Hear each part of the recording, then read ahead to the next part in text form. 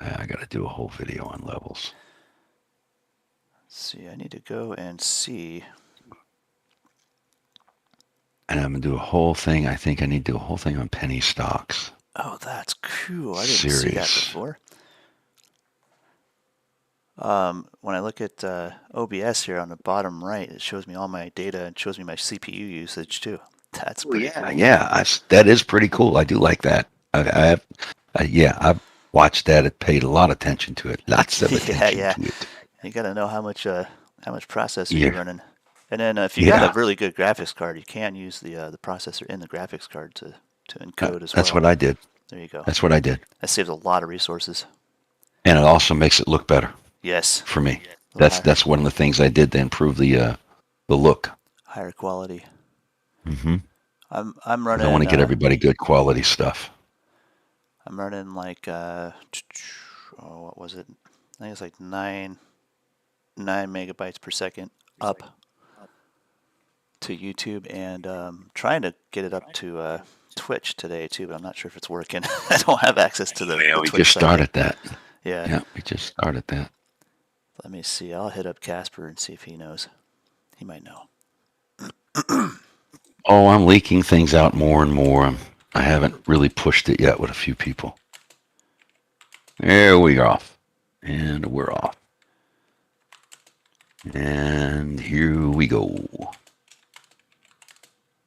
And coming out of the big gate. We got a big bar on Ford. Ford's moving up, moving up, moving up. UVXY going down, round in the bend. So I got sleep. Yeah, you're extra animated today. Oh, I should have got in on this earlier. Oh well. I think Spy's gonna Oh, be there it goes. There goes the flush on BEAT. Yeah. Let me get that on a 1 minute chart. Timber looks like support is 575, sir. Yep. Yeah, I got 595 on the as an earlier VWAP. I'm gonna throw it. Yeah, I need to do a whole video on that. Yeah. That is been golden. We got lots of work to do, don't we? Yeah. There is no Well, rest. it's always been the challenge for the mods to make videos. I like the videos you came out with yesterday, Jeremy. Very cool. Thanks. And Awesome. Stone's on his way to produce some really good ones too. So. Oh yeah, it's all good. Yeah, I like to it's throw okay up. If they like yours better than mine. I don't care. I don't have that problem, bro. I like to throw some out there with spy analysis once in a while and just kind of show what I'm seeing. Whoops, here we go. All right, let's see now. Speaking of spy, hey, where are my levels, people? There we are. Ooh, we got a range today. We got a nice range. There we go. Now I'm going to be very cautious of spy when it hits the top of that descending megaphone. Yeah, watch it now. I went out and found some new levels. Ford pushing 1252. Look at that. Oh, look, some sellers came in. Nope, there they are.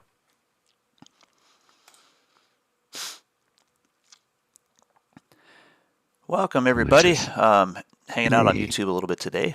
We are going to go into some large cap analysis to see if we can find something to swing trade in this crazy market. There's got to be something available out there. We'll take a look through some stuff that's kind of popping up for volume leaders today, and we'll get into that in a little bit. But for now, we're just going to look at the opening range on SPY and kind of figure out what we can expect in the market today. Yeah. Check out your AERC again. Really? Penny stock. That old. Nice. It's moving again. Well, that one had a long fall a while back. Yes, it did. This one screwed me because this is why I always caution people not to follow the mods into a trade and listen to what they're saying rather than, sometimes like they're saying things and one of the guys, it wasn't you, one of the guys said, "Oh, look, such and such has fallen. That's going to be that'll be a good grab to pick up." And then a few minutes later, he goes, "Yeah, you wouldn't want to get that one. You want to let that one fall a little while." And I had already gotten 100 shares at $20. Oh yeah, Oh, I hurt myself bad. And so that was one of those lessons I learned to wait and learn it myself and wait and see and ask questions. right. What do you mean it's going to fall? Because we're thinking out loud half the time. Yeah, half the time. That's how we come up with the trade ideas. Anyway, we think out loud, and we Yeah. just sometimes Don't follow the thinking. can be an external learner in that sense, and you think things out loud, and then when you hear your own voice, wow, ERC, it gives you the ability to kind of rationalize your thought process, and even if you're not an external thinker like that, you can really benefit from it. So just kind of keep that in mind. Ford kind of came up and nailed that angular resistance. Same kind of deal here. Oh, and the purple wolf is in play. There's a big old diamond top right here, though. So I'm waiting for the short legs of that one. I think we'll get one more chance to short that before we get the next couple weeks out of the way here. All right. I'm going to keep that on the 5-minute and keep an eye on that angular resistance right there. It's kind of neat when you can draw lines on a chart from days and days and days ago and watch price go right to them and do things. Yep. Like this little I keep my megaphone chart pattern. nasty. I drew that this morning, and in the pre-market. And look, dude, price goes right to it. Boop. Right to it. Love that. Yeah, let's see. Where's my... I suppose I can crack out the futures chart here and throw down. I'm going to keep that to the side, though, so I can not be distracted by it.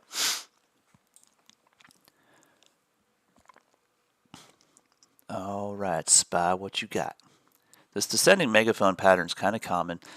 Typically on the third attempt on resistance, they will tend to accumulate one more time and then break out and give you about a 50% retracement. 5 minutes. That's where this orange line is right here.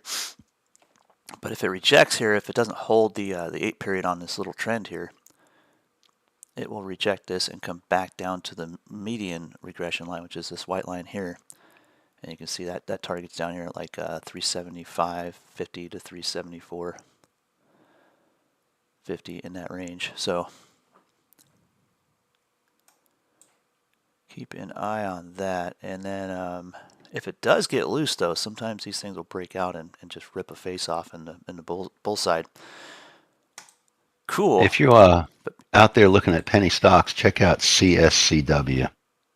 I'll throw that up right now. ARC is going to pull back, it looks like, to 475, I think. Say that again, CS? ESCW. ESCW. No, Charlie. CSCW. Stone, Charlie W. There you go. I can't think straight. Charlie Sierra, Charlie Whiskey. Nice. Thank you. You're going to teach me a lot. See it? I do. I learned the phonetic alphabet when I was in aviation. That's right. Occasionally, I'd go out because I was the ground service equipment mechanic, and I used to know Ohm's law. Oh yeah, I know a lot about Ohm's law. I've forgotten I used to most have of it, one but of I know those, about it. I used to have one of those kits from Radio Shack when I was a kid. I had a friend who was a real nerd. Thank him for being a nerd. I learned a lot. I learned about Ohm's law. Back when I was a aviation mechanic, every once in a while, if the line crew was overwhelmed by a bunch of traffic, I'd go out and help them fuel planes and stuff, and we'd always have to call in the fuel orders. And you have to know the phonetic alphabet when you're on the radio trying to repeat tail numbers to people. Yeah. And I had to learn that in a hurry. There we go. There's that rejection. Let's see if we get after the 8 period here on the 5-minute chart.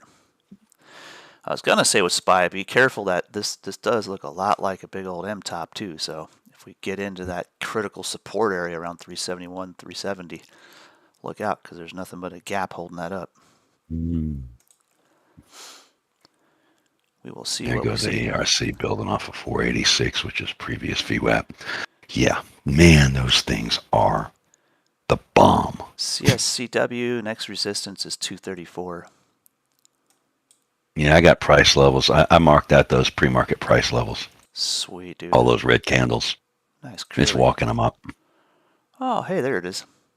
50% retracement level actually is at 275. Look at the daily descending channel. Heck, that'll probably Look show at that. better on a 2-hour chart, maybe. No, it won't. Big gap. Why does it What is show up that on huge? the daily chart, but not the 2-hour chart? That's pretty wild. Look at that gap on the 2-hour. I wonder if that was a I split. just saw it on yours. Oh, yeah. I got to go look at it on mine now. Let's see. Oh, the 2-hour? Yeah. Oh, no, it's not a gap. Why is it? Am I looking at the same one? That's got to be like a reverse split or something, dude. Now that's a 2-hour chart you're on? Yeah. I almost wonder if What? that's a 2-hour or a reverse split. That's really strange. It does not look like that on mine. Let me go see.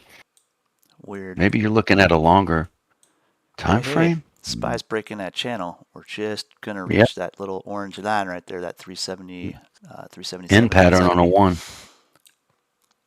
Yeah. See it? Yes, sir. The end pattern will actually show up probably on a 3-minute chart here. There we go. Bar, accumulation, bar, and it takes us just above that orange line. So we're probably going to go right to about 377.90. Oh, man, this thing's got, like you said, 271. Holy cow. If it's retracing that, Yeah. look out, Jack. That might be worth something to go look at. I got a few pennies for the penny stocks. What is that? Yeah, okay. CW. Yeah. See, Ford's kind of still pulling back off that angular resistance there, so keep an eye out for support right around 1248. Well, you already broke the pre-market high for There we go. SPY's out. your Globex high for the SPY. Yep, it's out. We're out of the descending megaphone, and first target's always going to be about a 50% retracement. That is right there, that 378 pivot. Mm-hmm. Is that where we closed yesterday? Yeah, it's heading back up toward the close of yesterday. Oh, the high is 379.77. Now, let me ask a quick question, because I want to clarify something. Globex is the overnight. Does that start from market close? So or is Globex like just pre-market basically? The futures market closes at 5 and opens again at 6. So the next date is opened at 6 p.m. from yesterday. So everything that happens between then and 4 a.m. Well, SPY will trade till 8, so you get the 2 hours from 6 to 8 where the futures will let SPY move. And at 8 o'clock, SPY is not traded, and there's a gap between 8 o'clock and 4 a.m. So when SPY opens, if there's been a bunch of price action on the futures before 4 a.m., it'll show up as a gap on the overnight chart for SPY there. And there it is right there. So between 8 p.m. and 4 a.m., you had this little gap down here. And we're coming right up to it. But what that represents is the Globex high can be achieved anytime between 6 a.m. and, 4 a.m. And so can a Globex low. So the futures will trade around the clock, around the globe, so to speak. If you think of futures as moving around the planet, the same way it spins. That Globex, when they say Globex, that's what it is. It's globally traded high and globally traded low.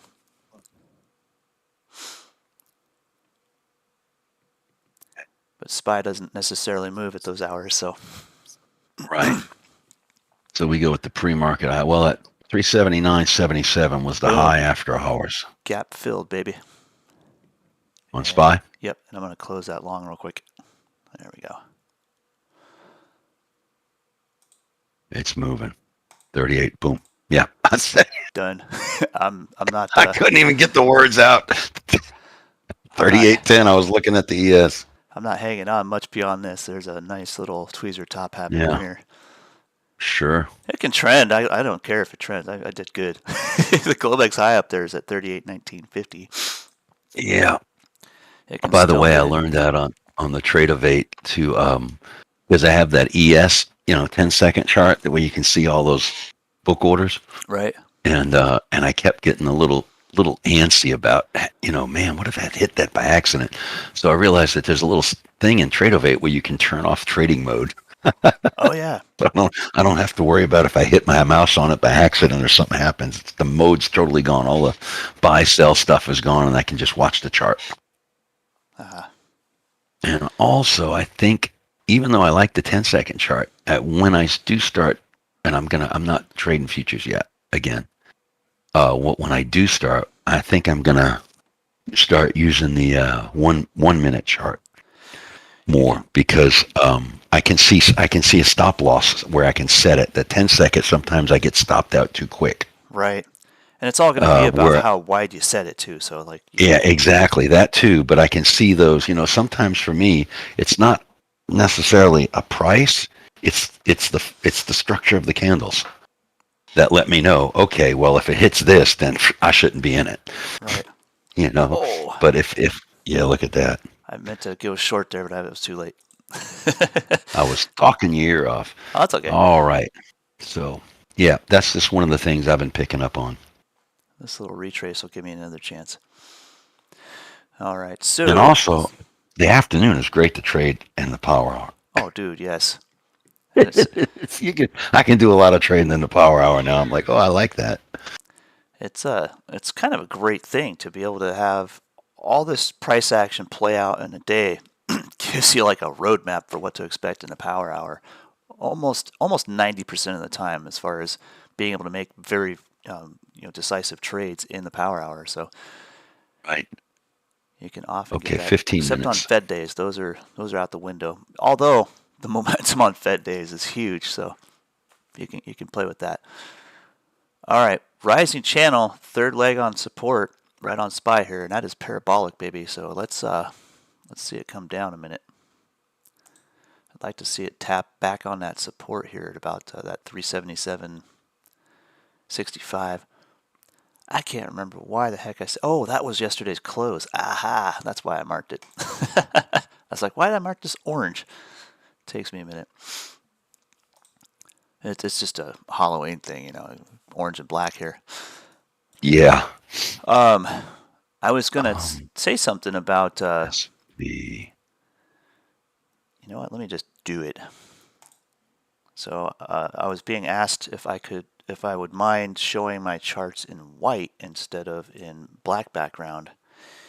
And if I'm in white, yeah, I'm awake.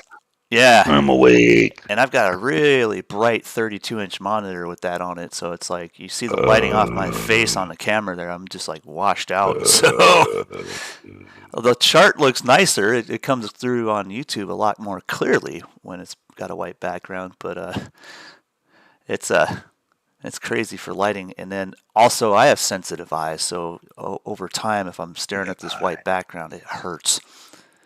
So I'm gonna go back to the dark and spooky background, and we'll throw some orange at it today.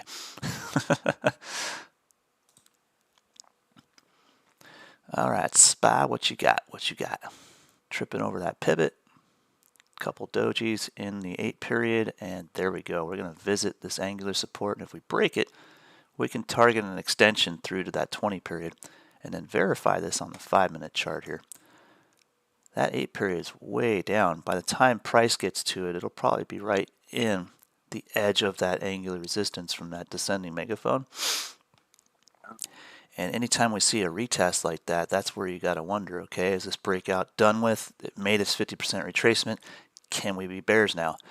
And that'll let you know if you can continue to be bears. If you were quick to get the short position on that little rejection there, cool.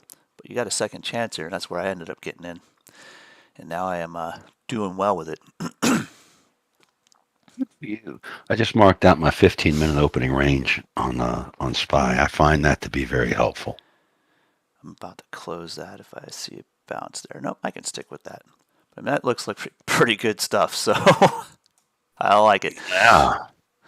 Morning, I like it. Good morning. How are you doing? Creator and Reboot I've been watching for a while.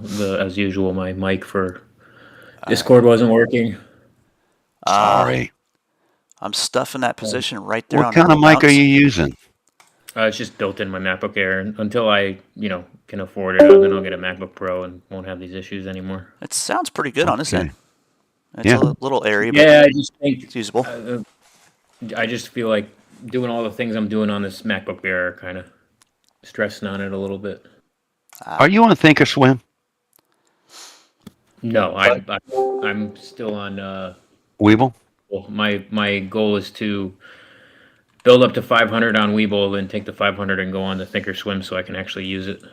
Okay. Because I just noticed that the Thinkorswim has a web-based where you can just like do it a trade from the web in your account rather than have all the hardware on your or software on your computer.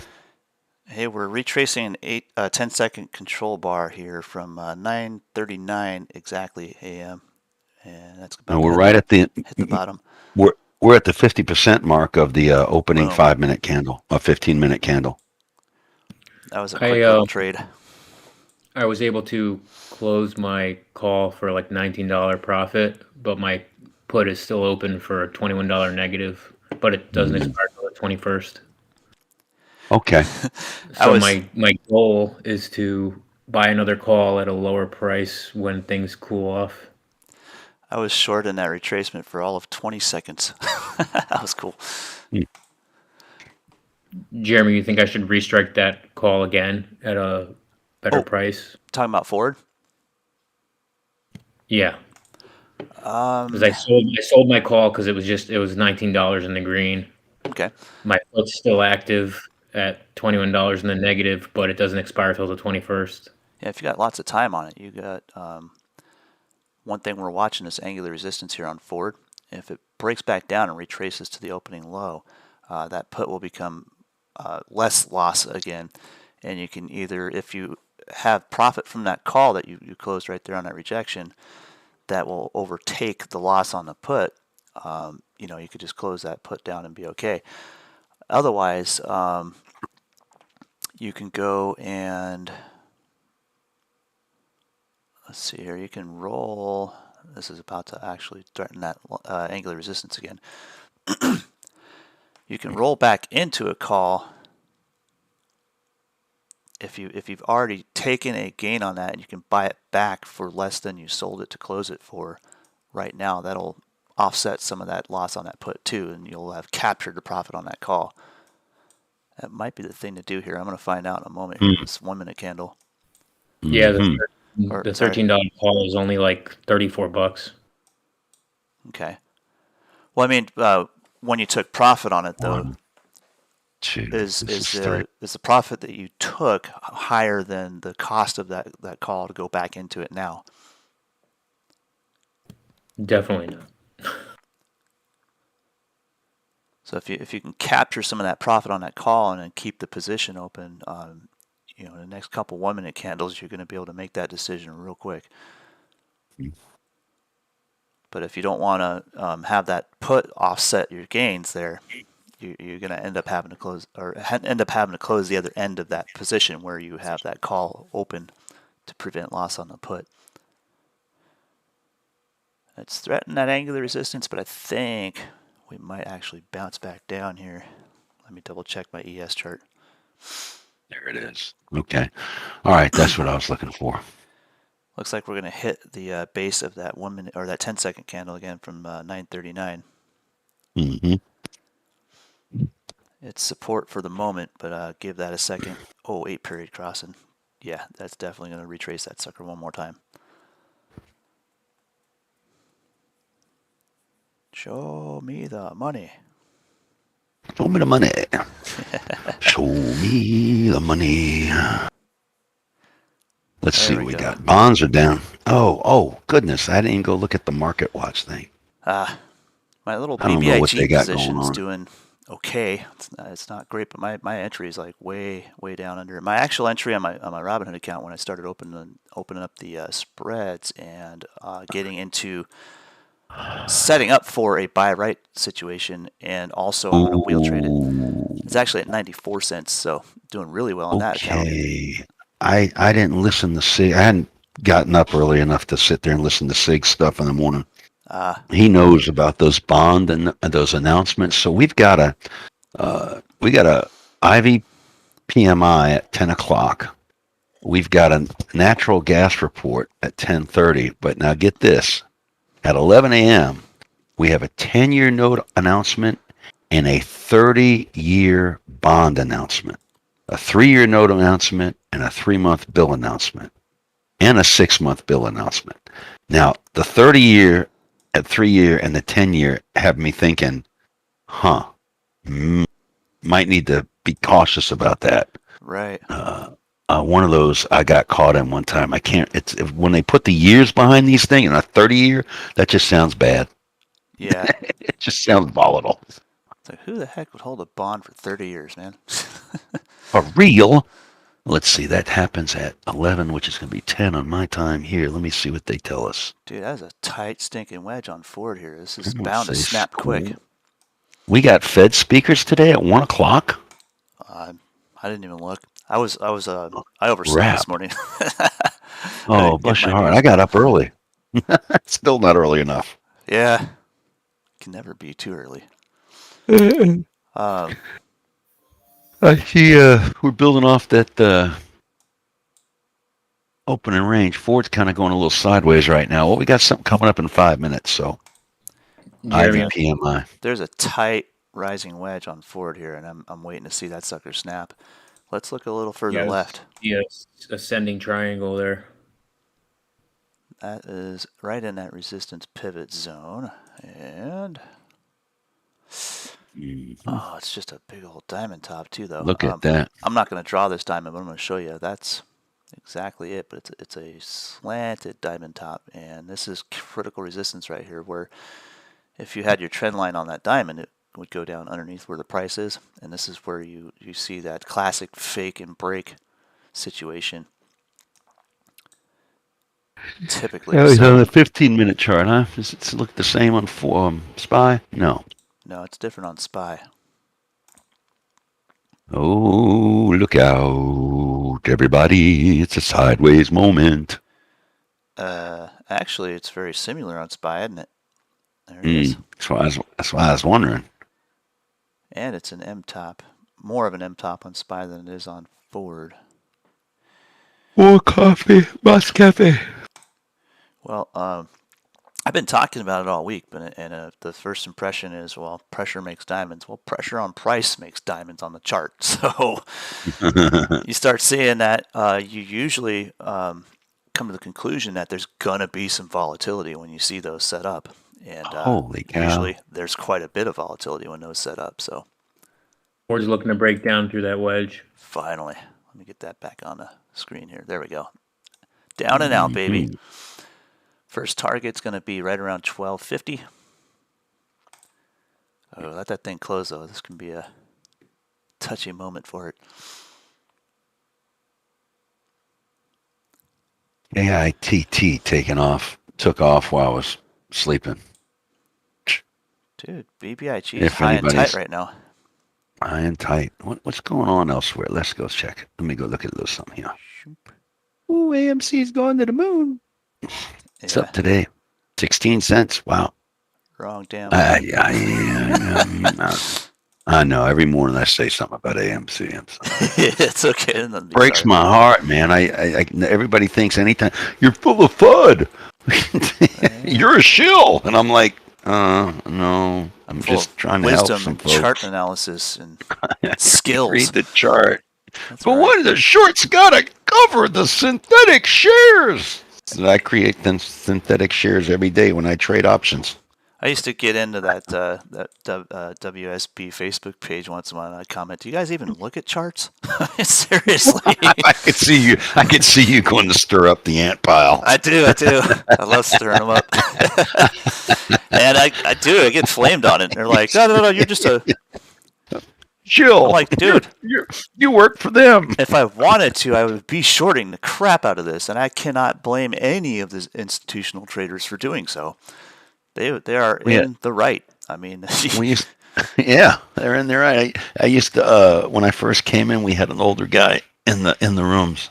I'm not sure where he is now, but he would laugh. He'd say, "I'm scalping the fool out of AMC all day long," Yeah, I remember that. because it would be so volatile. He could just go in there and scalp the fool out of it. Yep, that was fun.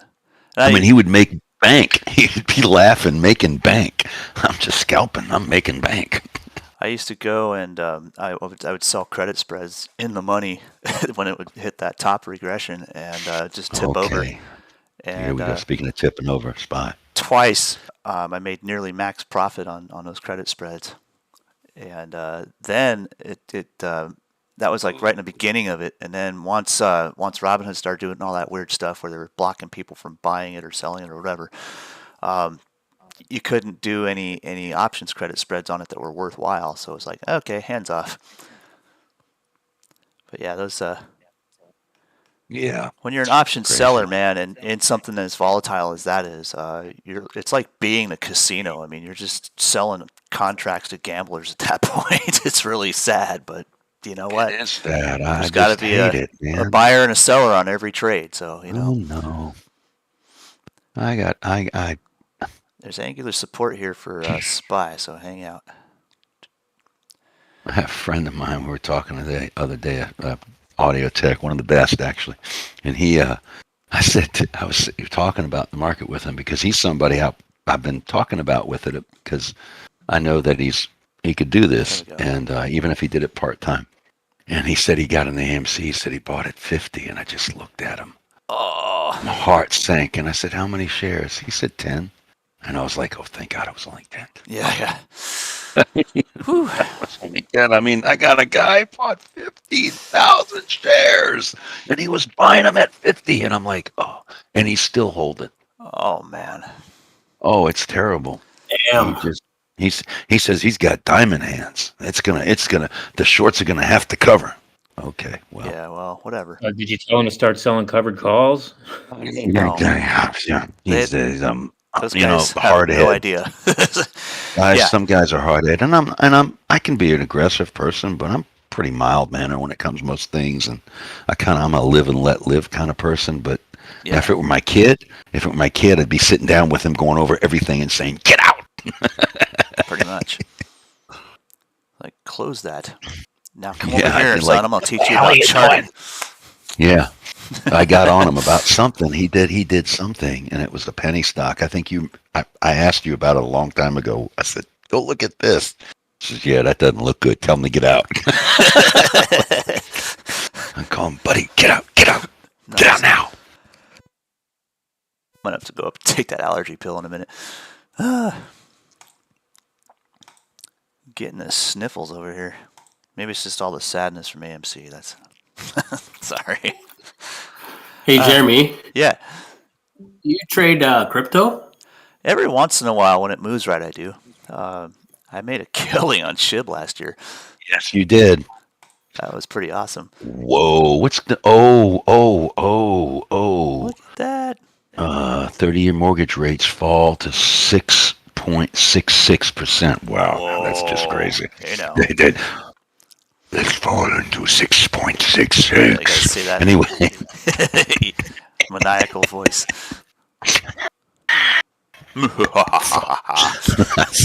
I'm sorry. That's why everything's falling right now. Oh wait, dude, the Austin Powers thing.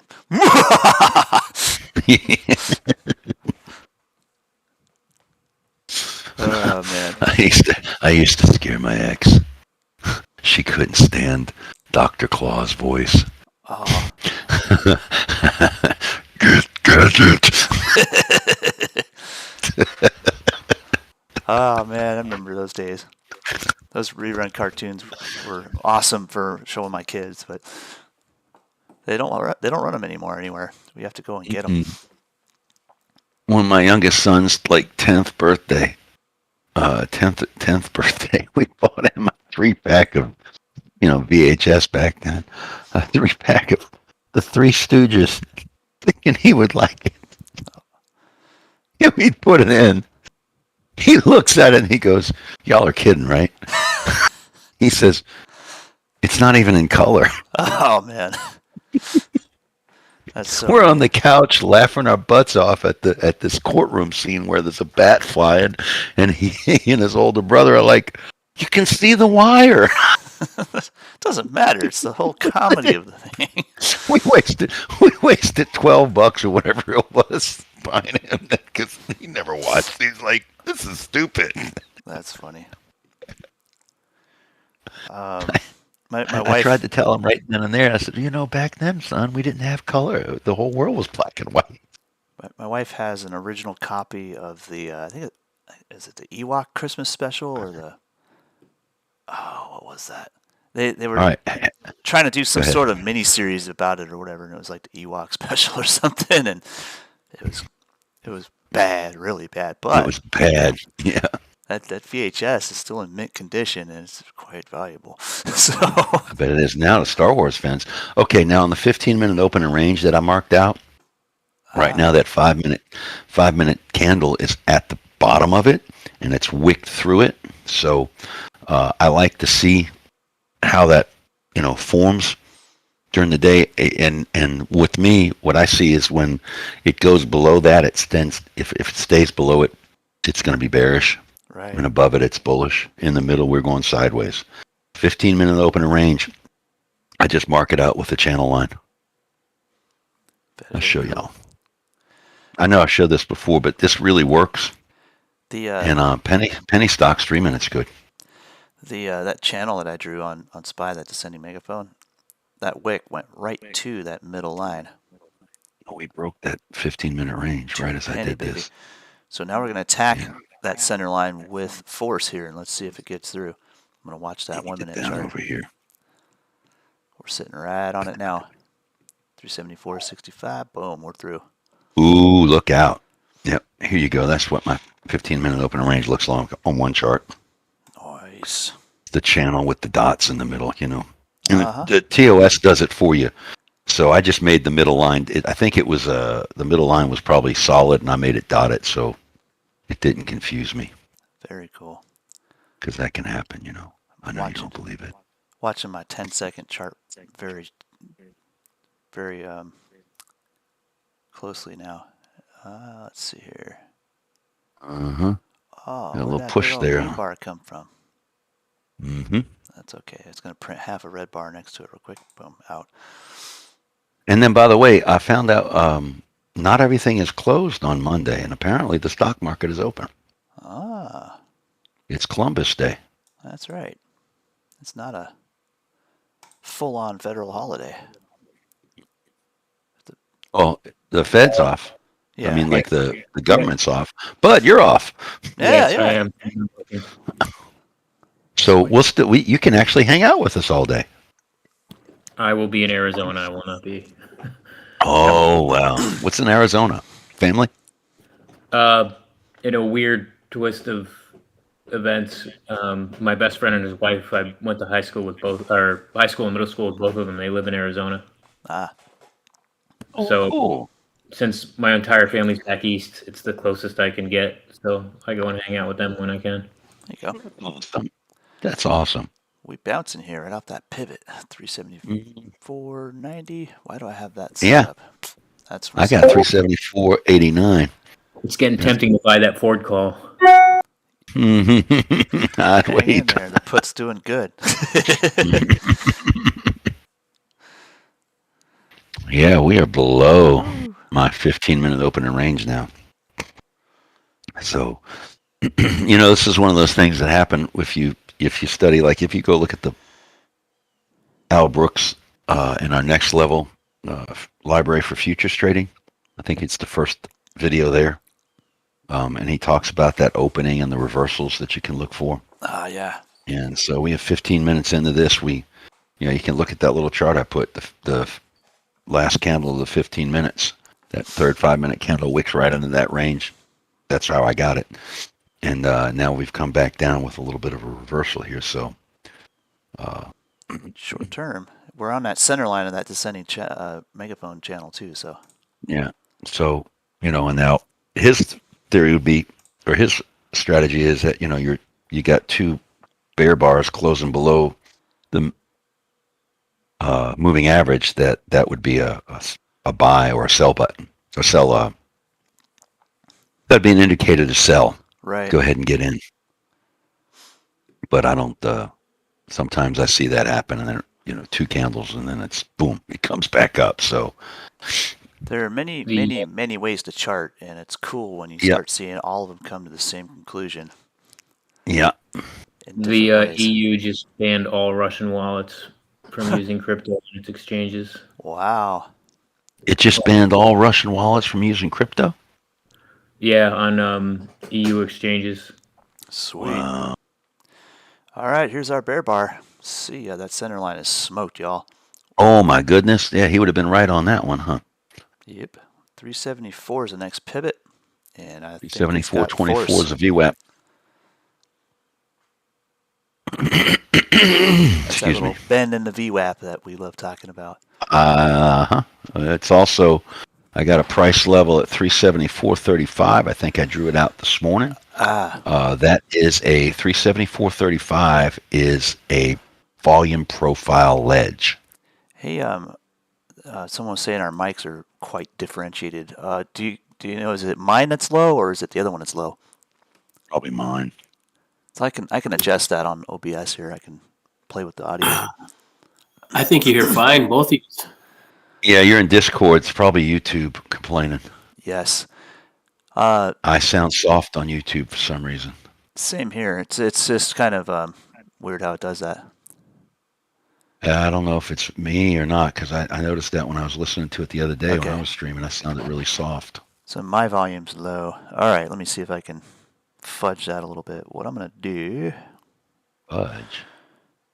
I can turn down the desktop volume just a little bit, because that's where this other voice is coming from, and then mine is turned all the way up, and I don't know, maybe this headset's a little weird, but... Let me go see something here. Where's my deltas? Angle that mic a little bit. How about that? Is that any better, I hope? And, yeah, there was, let's see here. That's a cool name, Darth Welton. Just a note, yesterday's daily candle was a big bearish doji. Yes, it was. We call that the Tootsie Roll.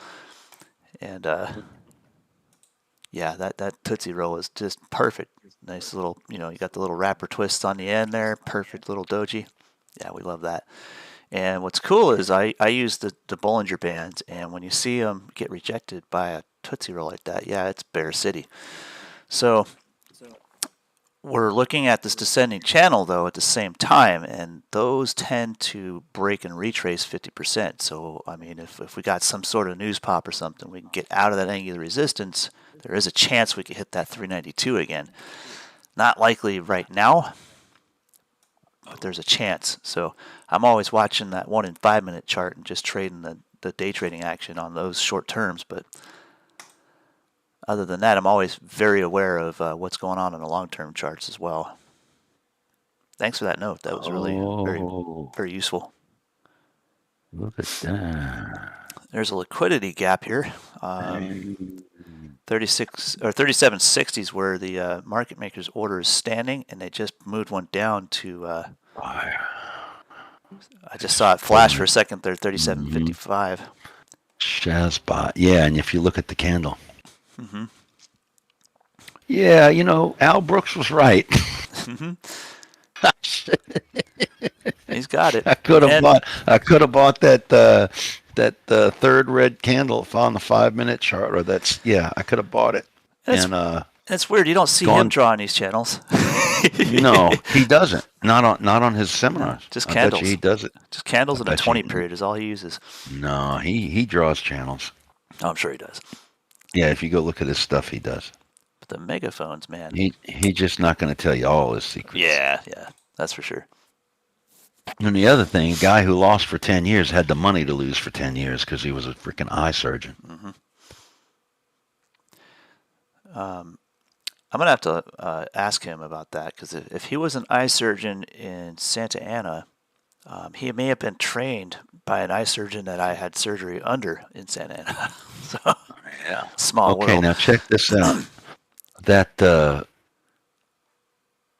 open from yesterday is where that last 1 minute candle wicked to. Yep. It's also And it was also the Globex low.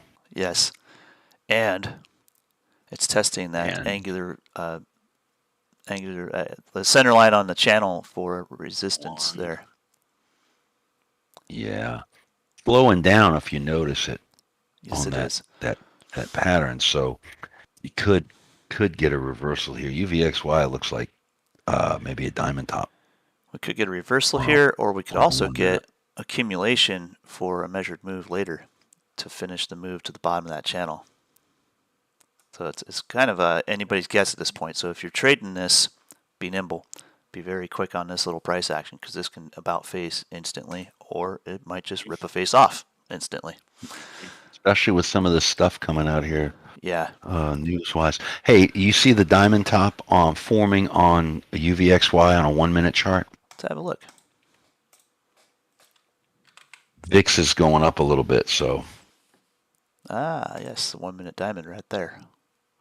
And it just broke out of it, so. Oops. But you never know what that's going to do. Right. But that is a good indicator for us. Okay, we're coming back to those levels again.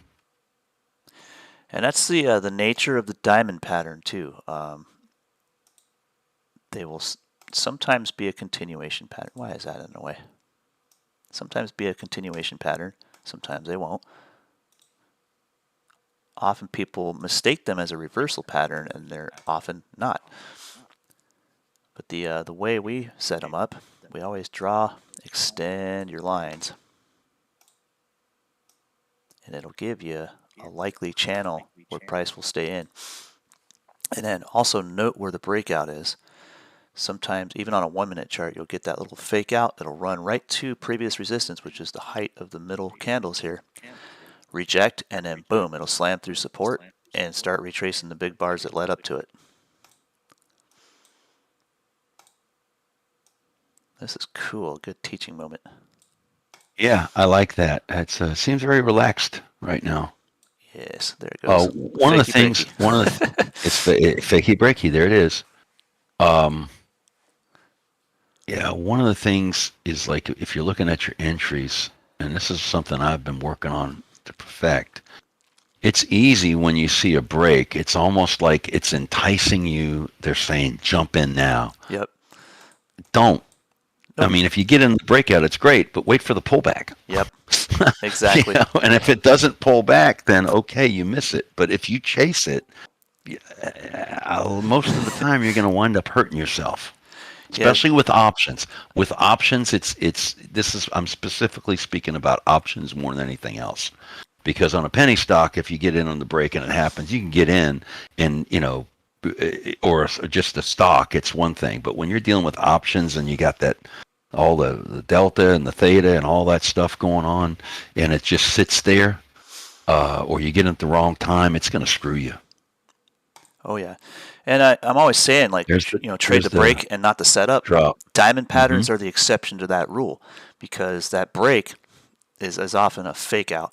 It's a trap, and when you see it as a setup, that's kind of what you're supposed to see because you're supposed to chase that. That just provides liquidity for people to for institutional traders to sell into because they know everybody watches those patterns.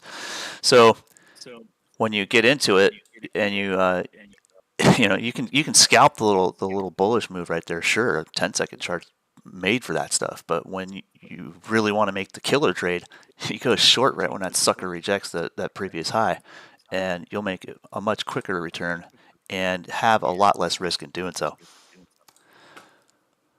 All right, watching all this here because this is SPY is.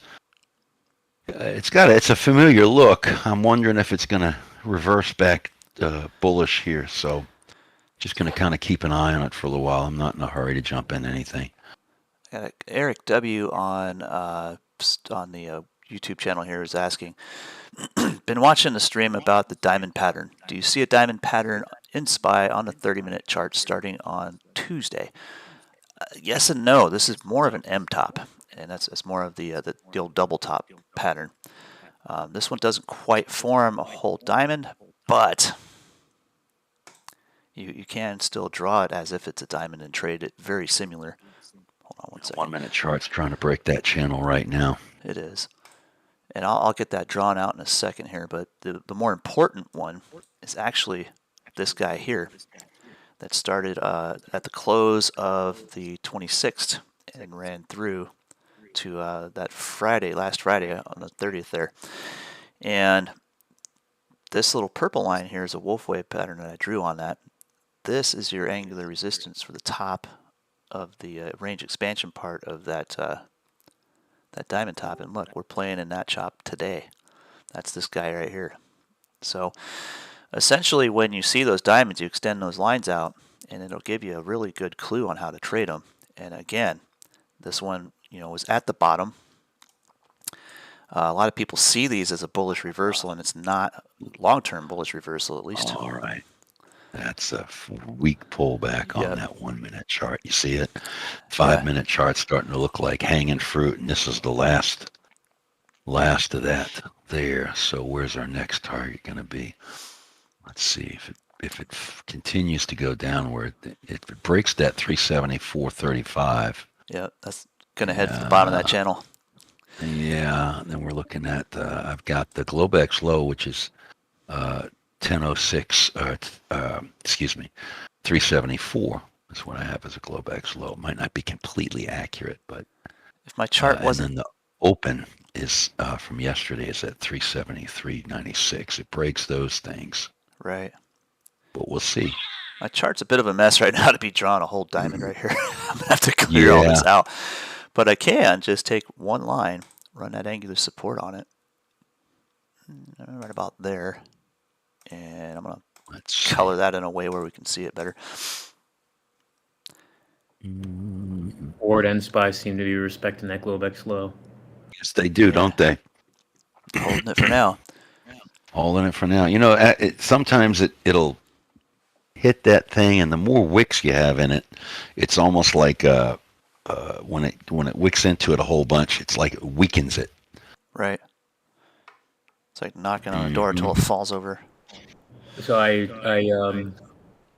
bought a Ford call at like 1234, I think, once the put was considerably down, and I made a profit for the day. There you go. And you've captured That's it. the way you do it. And your position still holds overnight. So if there's volatility tomorrow, or a big drop tomorrow, or a big run tomorrow, you'll capture that too. That is the nature of this trade and how it's done. And it's done right. But I need to wait 2 days again. For funds to settle? So 2 days for funds to settle, and I can't sell either one of them now, or else I get a violation. Okay. Don't violate. It's actually 1 day for options settle overnight. So it's 1 day. You're looking at if you bought on unsettled funds today, like you closed an options position today and then use those funds to reopen an options position, those funds still settle tomorrow. So tomorrow you should be in the clear. 10-4. Good to know. Very, very useful. And That's why I trade with Webull. yes, because there are some brokers apparently where options trades do not settle overnight, and that can be, I couldn't imagine. Oh, yeah. That would be TOS doesn't do unsettled. that. But TOS settling. for the most part, if you look at the CBOE, I mean, you read all the fine print in there, it says options are cash settled overnight, and that's how they're done. So I don't know why a broker would put a hold on those. TOS does that. The TD Ameritrade does that. They don't let you settle them overnight. That's ridiculous, man. I would. Yeah. That's why I just chart with them. If I on use that TOS, penny stocks. I would be complaining. I rarely write complaint letters to anybody, but that's what I would do in that situation. Ooh, see our diamond top that faked everybody else on UVXY, and that now it's back up in that area. Yeah. Mm-hmm. Interesting. Right on top of a pivot. Right on top of a pivot. So this could be an interesting little day here. Let's see. Almost looks like we're getting a double bottom or an H pattern on the SPY there. This can be a stretched pattern here. Hang on. Maybe not. Mm-hmm. Let's see. Oh, you're going to get a double diamond top? Those are rare, baby. The double diamond top. Uh-huh. Ladies and gentlemen, we introduce the double diamond top. It's Coming similar to to an M top, then you can go and extend the lines out a little bit further. And what you end up with is 2 diamonds. I will say this, though. October has definitely brought us less chop. Yes, it's less chop and more volatility that we can actually trade very efficiently. Yeah. Yes. I was so sick of September. I'm like, we're going sideways again.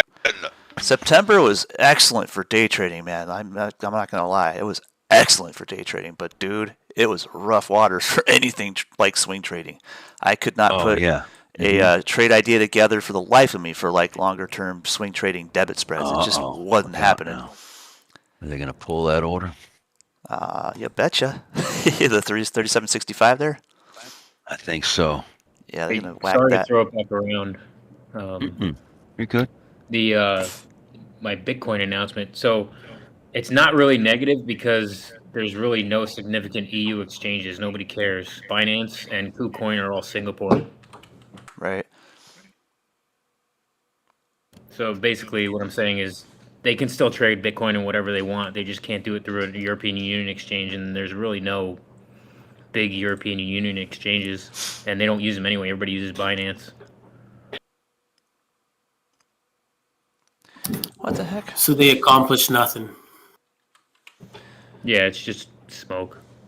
It's like nobody, like, There it is. if you trade, you really don't trade on Coinbase. You just use it to buy Bitcoin, transfer it somewhere else, and then trade. Oh, right. You don't trade it on Coinbase.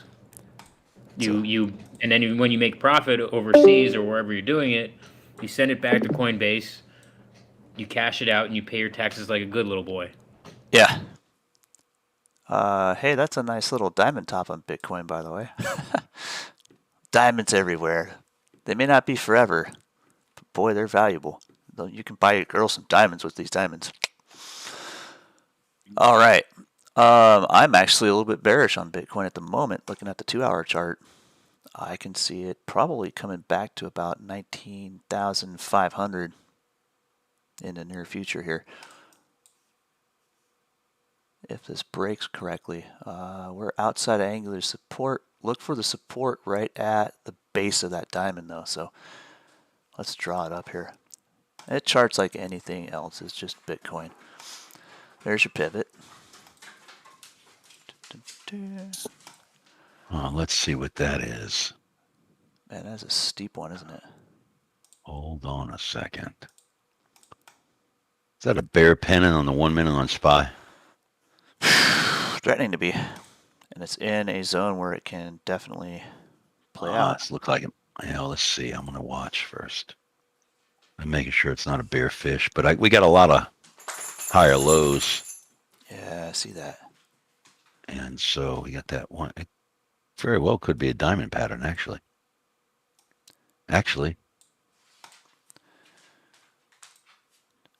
So we can just coin the phrase in. Diamonds make dollars. Diamonds make dollars. Let me hold $1, bro. This is more of an M top here. That's what I'm seeing on Bitcoin.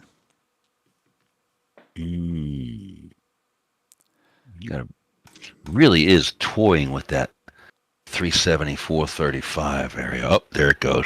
Let's see what it's going to do now. Yeah, the 5-minute chart's showing a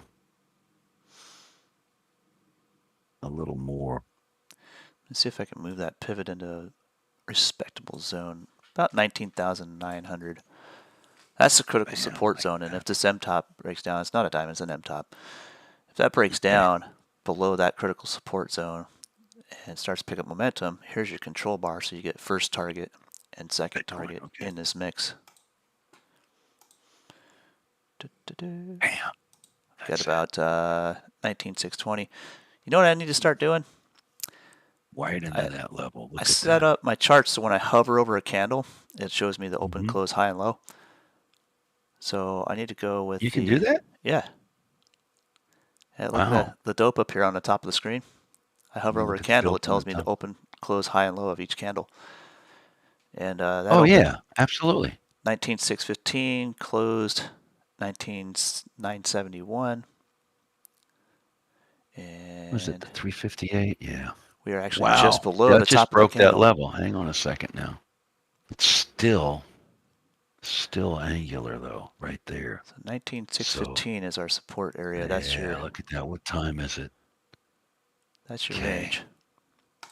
I got some time on this candle. I'll be right back. Coffee's wanting to do something.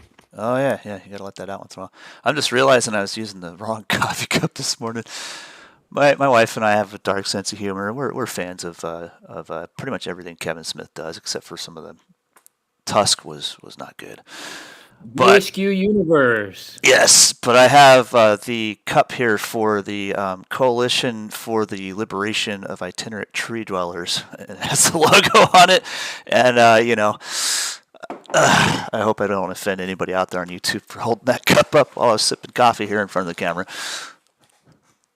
You need a nice booby egg and cheese. Yes. Oh man, one of these days I'm gonna visit Red Hook and just go check out the quick stop. I gotta do it. I know Clerks and Mallrats by heart. Yeah, that's my bucket list right there. Is go check out the quick stop at least. And my wife and I've actually met Kevin Smith. We got to go to the Reboot Roadshow, and we bought the VIP passes so we go backstage and meet him. And it was kind of cool because my wife has a sleeve of tattoos, her fandom sleeve, and she's got a big portrait of Jay and Silent Bob on her shoulder, and then she's got Stan Lee right below it in a really big portrait. And Kevin Smith is like, man, I love your tattoos. I can't get around the fact that you got us above Stan Lee. I'm like, and she's like, well, actually, it was just the way it fit on my arm. I wanted to do a really big portrait of Stan Lee, so that's how that went. But he was understanding, but he was so enthralled with all the tattoos she has on her sleeve there that ordinarily fans would be run through there like a mill where you get like a minute, you do a photo shoot, say hi, and all this stuff. We were there for like 10 minutes, so it was really cool though. The producer or the handler was like kind of trying to wave us through, and Kevin Smith is like, no, I need to talk to these people. So that's kind of cool. That's cool. Woohoo! Good thing I closed that little short position. Here comes the retrace. I'm expecting this to tap that center line one more time for resistance and then give us the go-ahead for bearish break on this little bearish pennant here. And it is really hard. Sorry. What's that? I said it's really hard to control FOMO watching the 30-second futures. Yeah. I guess that's what the 5 and the 1 charts are for on the ES. Yep. So you can kind of like maintain and have faith that it's going to come back down or go back up. Right. You get a little bit more confidence in the momentum that you're seeing. And then I like to scalp the 10-second chart because I can get precise tops and bottoms and just nail my entries and exits a lot more efficiently. Yeah, you get coffee and miss it. That's okay. We just went and tested the 8 period on a 1-minute chart, and now we got range expansion on the volatility, or the upper and lower Bollinger Bands are opening up on the 1-minute chart after a pinch. So this could get a quick and dirty move here pretty soon here. So keep an eye on that. There it is. It's coming. Yeah, son of a gun. It moved 6 cents. The put I was looking at moved 6 cents since I left. Nice. I was like, dang it. It's that, like I said, it's that I like that 0.07-ish, number. Pay attention out there on YouTube, guys. This is some genuine golden knowledge right here. Stone and I we've been going back and forth and going over this and learning it to the T of how to function with day trading out of the money options on SPY. Why out of the money? Lower risk. And Stone's about to tell you about why it's lower risk with that delta. Oh, he's setting me up. I'm setting you up. Thank you, Jeremy. I would like to explain that now. Yeah. So Jeremy has this strategy where he looks at calls or puts that are out of the money that are generally in the 38 cent to 42 cent range. Well, it's kind of changed a little bit over the last few months, but the delta we look at is between 0.06 and no higher than 0.08. Now, if it's 0.085 or whatever, that's tolerable. But I found that when I get in the 0.07, I go right in the middle of it. That it will, if I get in at the right time and it maybe has a little pullback, price doesn't do anything. I don't lose anything. It just sits there. Yep. And then when it moves, now it might take a little second for it to move, but if you're getting in and you're looking for a 50 cent or dollar or $1.52 move, that sucker moves up, and then it starts, taking profit. It doesn't move fast, but it does move. And once it starts getting in that, get up past 50 cents to a dollar, it moves. So you buy one contract to try it, and that's what I had been doing for the longest time. It works great. Man, when you just up it to two contracts, then you're spending. Sometimes it's not 38 cents. Sometimes I find them in the 20s. Yep. At that delta, and I'm going out. I'm not doing that on a 0 day. No. I'm doing that usually 2 to 5 days out, and I find that that's working really well for me. So if the delta is 0.07 ish, it's got to be 0.07. Whatever the numbers are after that, I'm cool with. It tends to, it's not a bad way to do it. And as I talk about this, I missed it again. Yeah, I'm popping that 10-second chart over and over again. And then talking. and then the delta increases. By the way, as it goes. Shoot fire. Oh well, joy of missing out. At least I see it. At least you see it. Now we just wait for the retrace. I had to go to the bathroom, and I came back, in. and I'm like, dang, and then I talk about it, and I miss. I'm considering going short a few contracts on the nano BTC just because it's BIT on the futures chart. If you want to get into that, it's a nano futures. Day margin's like $25 per contract. The movement's kind of slow. It's like you get a nickel for every $5 the stock or the Bitcoin chart moves. But I mean, when that thing moves, in a couple $1,000s a day, sometimes. You make on YouTube. You make good on that, yeah, for a little while, and you get into those, and all you got to do is be even remotely close with your charting on Bitcoin. You don't have to outlay a ton of cash to trade it, and you can trade it long and short.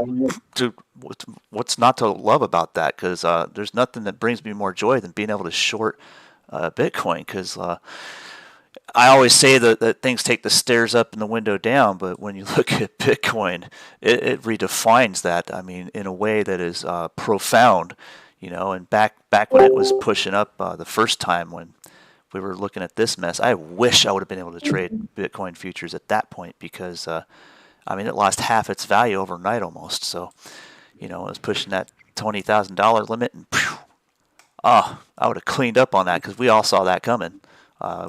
Even in the early days of bullish bears, we knew what was up with that. I just dragged my pivot, darn it. But it was so easy for us to see, and I knew it was going to come down, so I was scalping some of that stuff on the way up. And as soon as that made that tip over move, I was like, nope, not touching it. So I wish I could have traded it bearish though, because I would have cleaned up trading that thing bearish. All right, so let's look at a couple other things here. UVXY threatening to come back down, so we're at a point where SPY might make a bounce here. So if you're trading short positions, it might be flipping the tables on you here real quick. So hang out, wait for a couple. At a pivot. Yeah. That SPY strategy you were talking about, was that strangle? So that was just day trading. That's directional. Day trading directional contracts, and the strategy in that is. With using that low delta is that the delta declines much slower than it advances when price moves around. So when you get in at a low delta position, that option it will lose value if the price goes against you much more slowly than it will gain value if the price is moving with you. So that's the whole point. You're looking for that exponential shift in the delta, which exponentially shifts the premium value of that options contract. So when you're running that far out of the money, most people would be like looking at you like you're stupid. But when you go and compare percentages and you take what they would use in an at the money contract and buy like 10, 20, 40 freaking out of the money contracts, and you show them the percentage, and you're like, dude, I just cleaned up 100% gain in like 15 minutes. What are you doing? They're like, huh? So But the thing is, now, the caution is on that. Now you have to be able, to know your risk tolerance. And Yes. I wouldn't. Yeah, if you're going to do that, you got to start with just one contract. practice And then, it first. because if that thing goes down $1 and you got 10 contracts, that's $10, right? Right. You got 40 contracts, that's $40, Yep. right? If it draws back, so you've got to know. That's why I do it one share, and and I've tried to get out before it goes down to like $5 if it's going against me, because I'm like, but sometimes I trust my technicals enough to just sit there and go, okay, I'm just going to wait. It's going to go back up. Yeah. So you said it was It's out a of point. the 5. Yeah, out of the money. All I'm seeing is 0.1s down there. Okay, so Operation. you got to go down to like 358.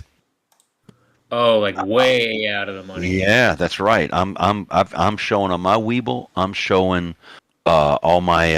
I'm showing 50 strikes, and you are way out of the money. That's weird. And look, it works, but you gotta. But here's the thing: options are. I tell everybody this when you're learning them. This is my analogy. It's like you're walking on a tightrope, holding a balancing bar, and there's a bucket of water on each end of that balancing bar, and the weight of that water is constantly being changed.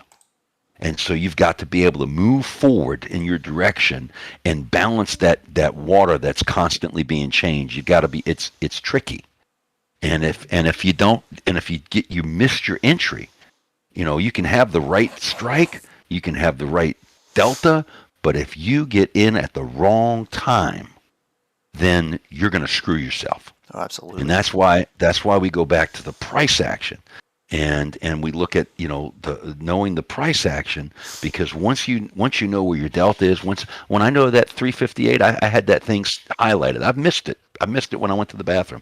I had it highlighted. I was ready to go in, and I was waiting for the right moment, and I was looking for my entry, and I didn't get my right entry. But when I left, that thing moved like 8 cents. So that would have been on one contract, $8. On two contracts that had been $16 that I'd have gained. It's on the 354 now.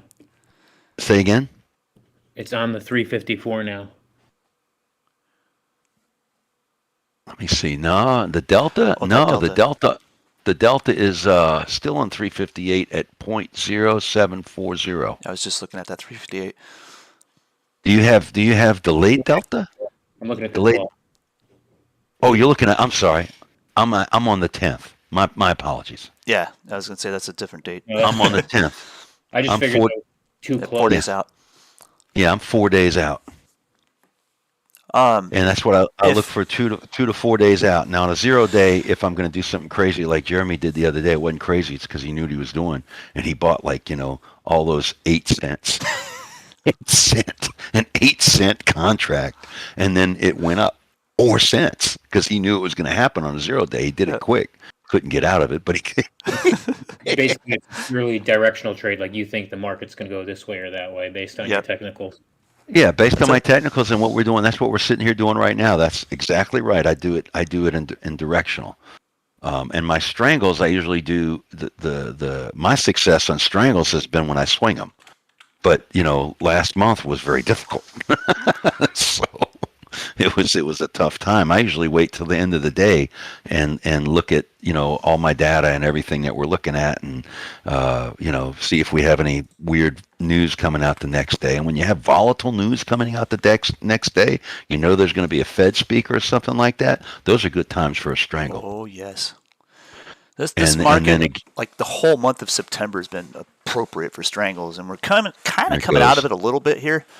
So we'll probably shift into a different strategy pretty soon. Maybe we'll go into directional trades on forward instead of strangles.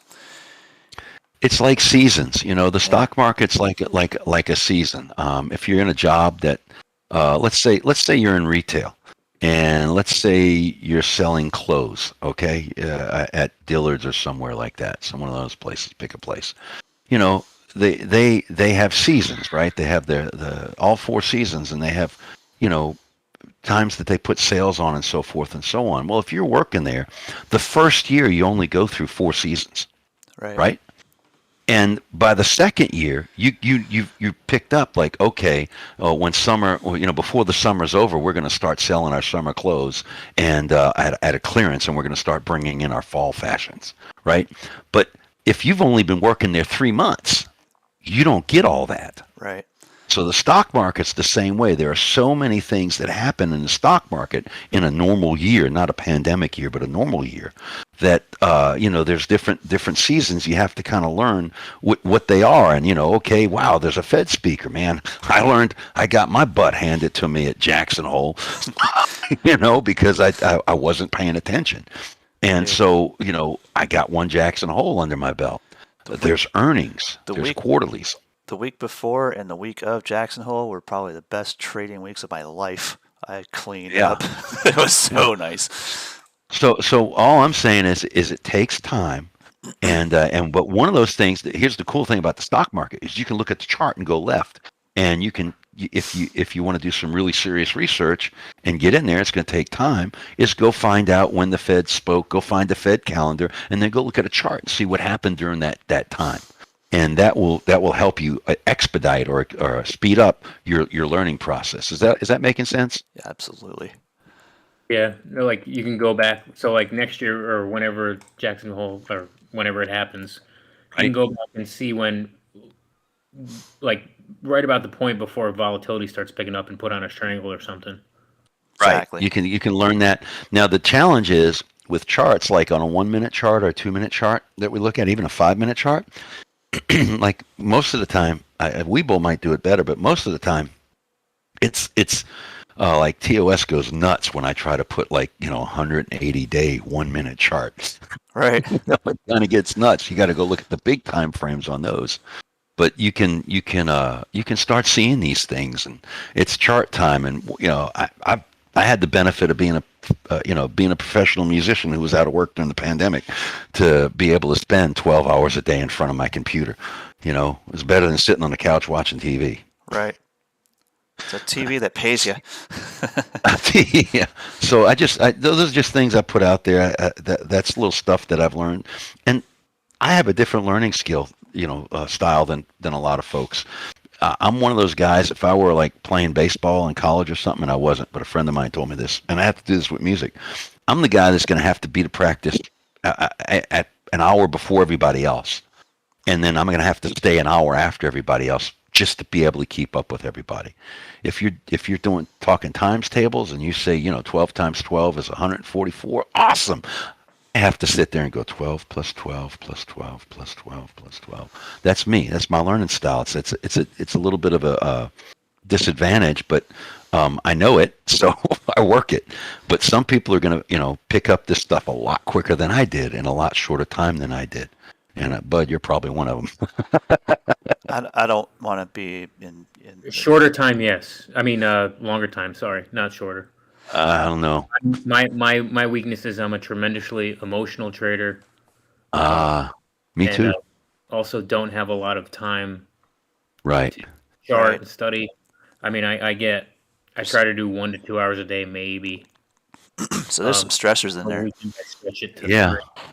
But it'll come together for you. Just, you know, I can be one of those emotional traders too, and I have been.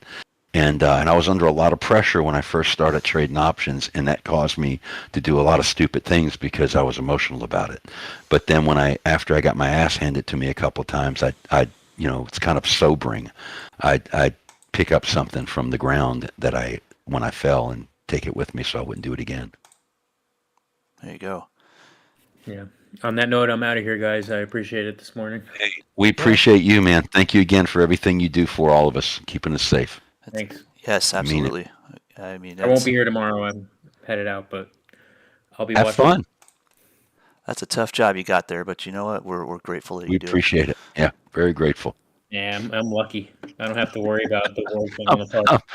I'm not going to say anything about the TV ad that our senator did here in Louisiana. Yes, I am. I think it's funny. We were like, yeah, call a crackhead if you need help. You don't want to call a cop. Oh Not man. being political. It was Yeah. actually a great commercial. We were like around here because we're shorthanded on police in New Orleans right now. And the bad Yeah. thing is they're telling everybody we're shorthanded on the police. I'm like, oh, just let the criminals know they can run loose. Go ahead, do it. Yeah. Oh, that's gonna Take care. clash with a whole bunch of situations, unfortunately. Oh, it's I don't terrible. want to go It's there. just I don't want to go there. That's why I want to get done. I want to do this so I can do what I got to do because it's getting crazy, man. Yeah. No, I don't All blame right, so what we've done is we're breaking back into that 15-minute channel. you. Yep. I We're was bulls curious again. how we're gonna do this. We're bulls again for about 5 minutes. Oh, anyway, I was gonna kind of rip on Common Core there a little bit. I'm like, yeah, isn't that the basis of Common Core when you go to that 12 times table and then you're sitting there doing a 12 plus 12? That's kind of what that was, but I do know what the base or what the intention of Common Core math was, as much as I rip on it. It's to be able to do math rapidly in your head and to train your brain to do so is what it's designed to do.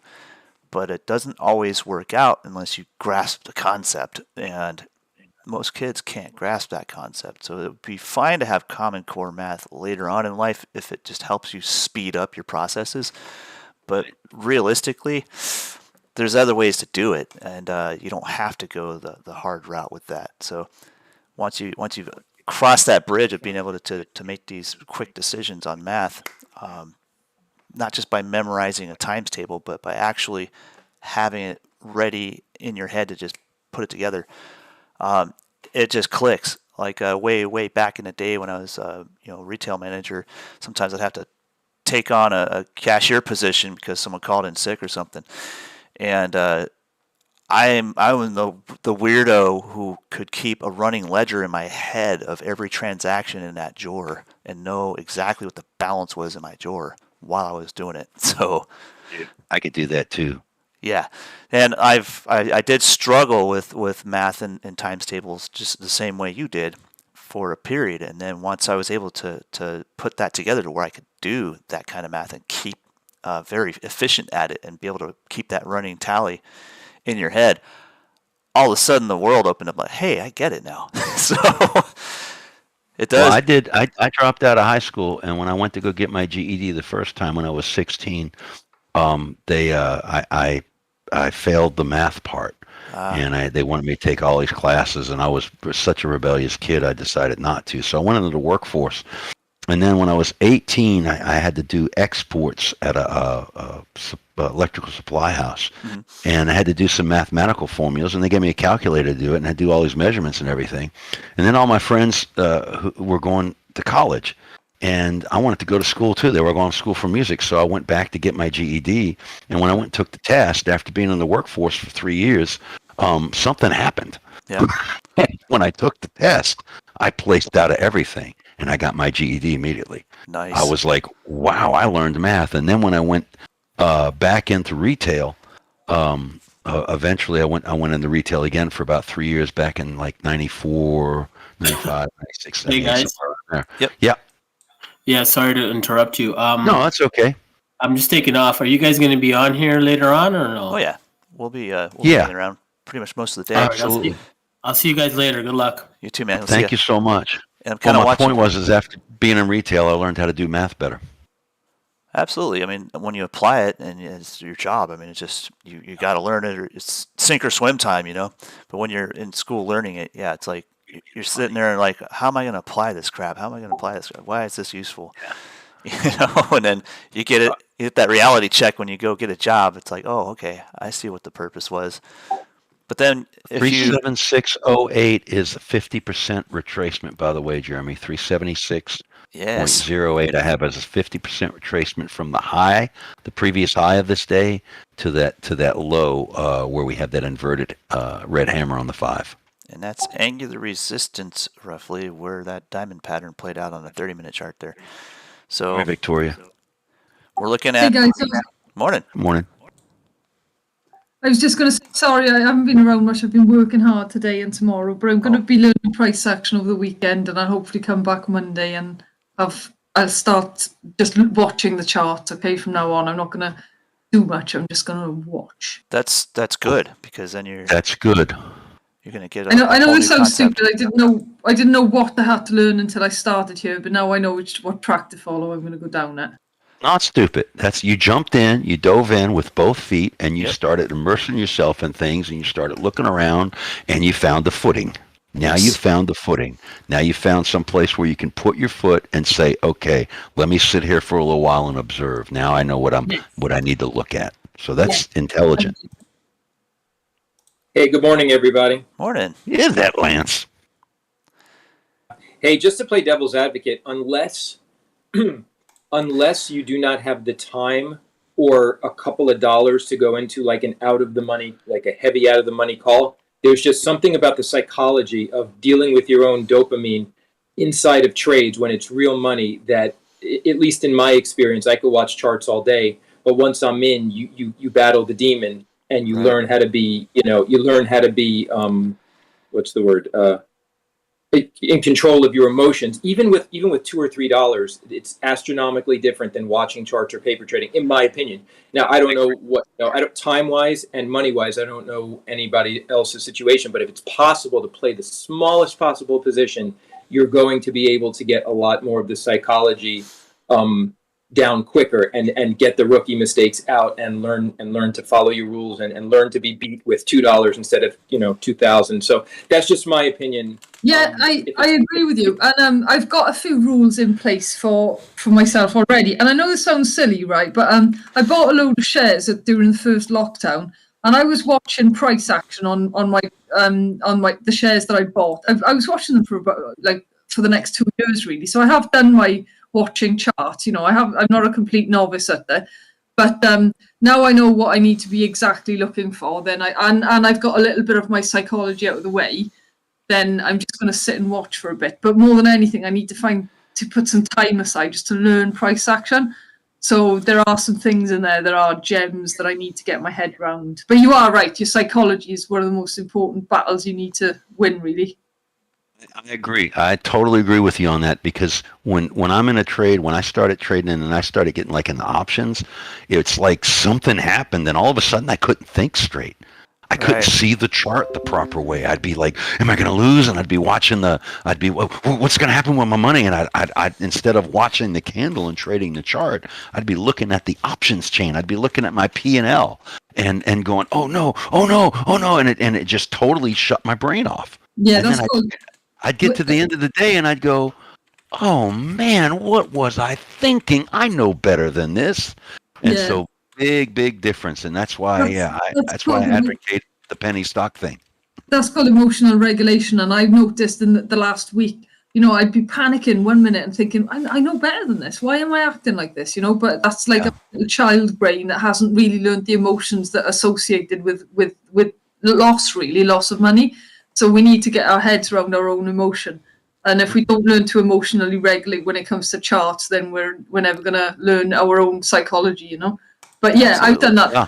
which is why I'm going to sit back for a bit.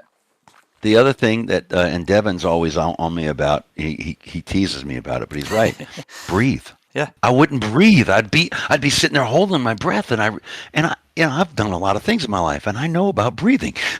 I mean, like deep breathing. That's right. And the other thing is keeping a lot of water around, because when you get into a panic or any type of crisis, the water in your brain, whatever those fluids are, can't remember the names right now. Forgive me, but you kind of lose a little bit of that liquid in your brain. And so, in a crisis, and I did do crisis counseling for some years in ministry, and this is when I learned this. Is that when you're at a crisis with somebody, accident be whatever it is, it's terrible. The first thing you do is you give that person a bottle of water and you tell them to drink it. Yeah. Because the fluids in their brain have it's like it's a shock to the body. And so you've got to get those fluids back in the brain so that a person can think. And so I keep a lot of water around so that I'm always drinking water while we're trading, because it helps me, relax. Unfortunately, I got to go pee sometimes and I miss something like I did earlier, but other than that, it's fine. Stay hydrated. Yeah, exactly. See, you said it in one sentence. That took me 2 paragraphs. Yeah. Yeah, you just gotta, it's really hard to breathe through that whole emotional situation, especially when it comes to money, and that was probably the biggest hurdle to get through for me that I could see when I was just before I started trading, like when I just first started studying how to trade, and that's what kind of led me to start small. I mean, really small. I started my Robinhood account with $5 and a free share of CHK. And I did that just to prove to myself that I could trade profitably first. And I realized Right. after a while, I'm not caring about money. I'm just trading the chart. And the chart That's told it. me exactly what I needed to do. So early on, I developed that ability to just detach myself from any worry or any attachment to any emotional attachment to money. And that really sent me on the way because I was able to turn that $5 into a nice chunk of change in a short amount of time, and that's all I needed. Once I was able to prove Yep. that, I just need to trade the chart. I was Something's thinking, going on. yeah, I see that. We're getting a little bullish run right to that angular We've resistance. got something coming up here. What's that market thing I talked about a minute ago? I'm gonna have to wait. I was getting ready to Oh. jump in, and I get to chatting. It's okay. Yeah, 10-year notes coming up. So watch the market. This is just a good time to watch. Yeah, we're going right up against the top of that channel here in a moment, and We got 30-year bond announcements coming out in just 30 seconds. We got that 3-year note auction. We got all these note announcements, 10-year note announcements, bond announcements. So this is a good time for me to watch so and see what the market does.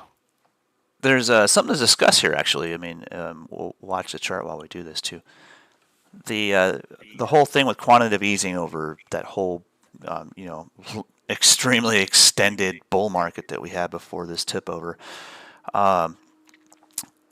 It was quantitative easing, so the Fed was going and buying bonds. Well, now they've got to unwind this position, and who's got the money to buy these bonds from the Fed? There's going to be no demand, so the bond rates are going to go through the roof. It's unfortunate for the economy because all they can do to fix that is print more money. So where are we going to be? I genuinely think that they're only going to do this up until the midterm elections. As soon as those are over, things are going to change. I betcha. Absolutely. I agree. And it's going to be brutal, unfortunately, for everybody trying to trade this stuff. And that's another reason why I'm so hard pressed to try and find swing trades. And I'm just not seeing them.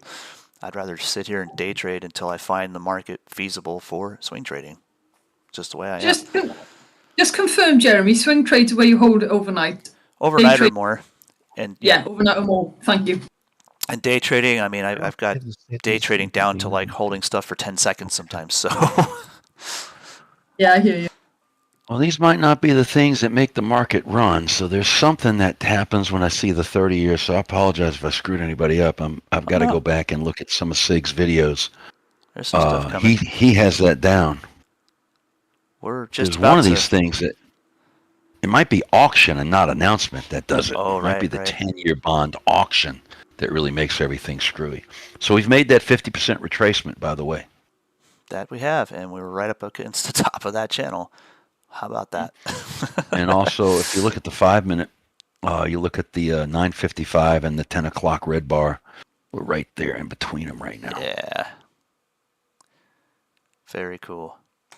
I love charting. Anyway, I do too, and I hope I'm not talking too much for folks today. No. I'm being very relaxed. No. You're bringing in wisdom, baby. Bring it on. We love it. Things that I've had to learn. So this is what's cool about this. So we learn this stuff, and then we can pay it forward by repeating what we've learned, and then putting your own emphasis on it is even more important because it changes the meaning of the lesson without or it changes the content of the lesson without changing the meaning of the lesson, but it emphasizes the meaning of the lesson. So you well spoken, Sensei. I couldn't get that out right, but what it is like you've got the combination of several different moderators here of your style. You've developed your own style of analysis based on pieces that you liked most about different monitors that taught you different strategies. And you call it the what is it, the It's the jigsaw now. jigsaw. And it's just a play on words, but it's like it's acronym. I mean, it's just a combination of the different moderators that he's learned stuff from. And I can go and teach all this stuff that I know very well, and I picked up my stuff from many different fields of analysis, and I've gone and independently learned everything I could from everybody I could that made sense to me. And I can go and teach that forward, and then have you come out with the other side of that, and you're like, you got combinations of everything in it. And eventually you get the best of the best of the best of the best of the best, and everybody kind of sorts through it and gathers the best of the best and ignores the stuff that just is irrelevant or didn't matter or didn't work for their style of trading. And a lot of that is going to really, really help you in the future when you develop that ability to look at a chart and know what to do just in an instant. And then you add psychology to it, and then it's a whole new ball game. Now you've got this ability to resist being emotionally attached to the situation and just trading that chart. And it's phenomenal how you can take that and pay it forward in a way where you've taken the best of the best of the best of that psychology lessons that you've received on different levels from different people, and you can pay it forward even better than I can. That's why I'm letting you talk, because you got a lot of wisdom to share, and it's more than just my wisdom. So that's what a trading community is all about, right there. So I appreciate that. Well, I want to help folks. Same here. And I want to also be profitable, and I do a lot of this. Y'all are getting the benefit of this because I'm working real hard to do this so I can teach my kids and my grandkids. There you go. And we've already talked. I was talking with my nephew last night, my oldest nephew, and because there's we're talking about all kind of things. You could start a family trust. Yeah. You could trade a family trust. Yes, you And can. start a family trust, and then help your family. I got 7 grandkids. I want to help pay for college, man. I ain't screwing around. Yeah. So hopefully I'll get this stuff down. I don't say hopefully. I know I will. You will. No hopeisms. You're getting it down more than anybody. Mm-hmm. Well, I'm taking my time now. That was the whole thing, was taking my time and slowing down. But the penny stocks were fun. I love penny stocks. I made good money in penny stocks. Oh yeah, and you still But do. the volatility's down now. But the volatility's down now because everybody's back at work. Yeah. Pardon me a second. You mean after the pandemic? Say again? You mean after the pandemic? Yeah. Mm-hmm. I'm waiting for real estate trusts to start hitting their bottom again, so I can start wheel trading them things again. And one that I watch crucially is MITT. And look at this. This is weekly chart. This is that fall on the pandemic lockdown. And Wow. I was in wheel trading all this stuff all the way to the end of that trend. And then I ended up getting assigned on some covered calls I had. I think it was like $8. I was riding this volatility up. And I couldn't roll the position fast enough, and eventually I got assigned on a call like right around $8. But that thing is coming down to a level where it's getting inside this weekly control bar here, and if it hits that bottom about $3.15, I'm gonna be right there to keep an eye on wheel trading that thing. So, pardon me a second. Yeah, I'm looking at the SPY on that 1 minute. We have a very busy intersection. We have like all of the right at that last candle. We had like VWAP 200 and the 20 and the 8 and the 15 that I use, all just coming together. Mm-hmm. Looks like I got a cross of the 20 above the 8, so that could be a bearish sign. We're also at the bottom of that opening range I talk about. Good grief. 15-minute opening range on SPY. And the reason I trade the SPY is because it's very liquid. It's easy. Not easy. It's just I don't have to do a lot of thinking about it, and a lot of people trade it. So it's got volatility. It's got volume. The heck I have. Where's my stuff not doing? There it is. I still have problems sometimes with technology. I'll show you that now. Come up and test that channel again. Here we go. Here we go. That's that 15-minute chart I have that I'm looking at. That So anyway, shadow box is those two bars I was talking about, those two big red bars from 9:55 and there we go. 10 o'clock. That's kind of like the middle of them. See, price came back up and hit it, but now we had that big flush back down to that moving average. I love actually back toward the open. So let's see. I love how we drew that diamond on the 30-minute, 15-minute chart combination. Mm-hmm. And here we are on a 1-minute chart. Look at this. We can trade this. This is an absolute inflection point, and that's from a line we printed a while back. That's this angular resistance on this diamond right here. See that 20 crossed above the 8, huh? Uh-huh.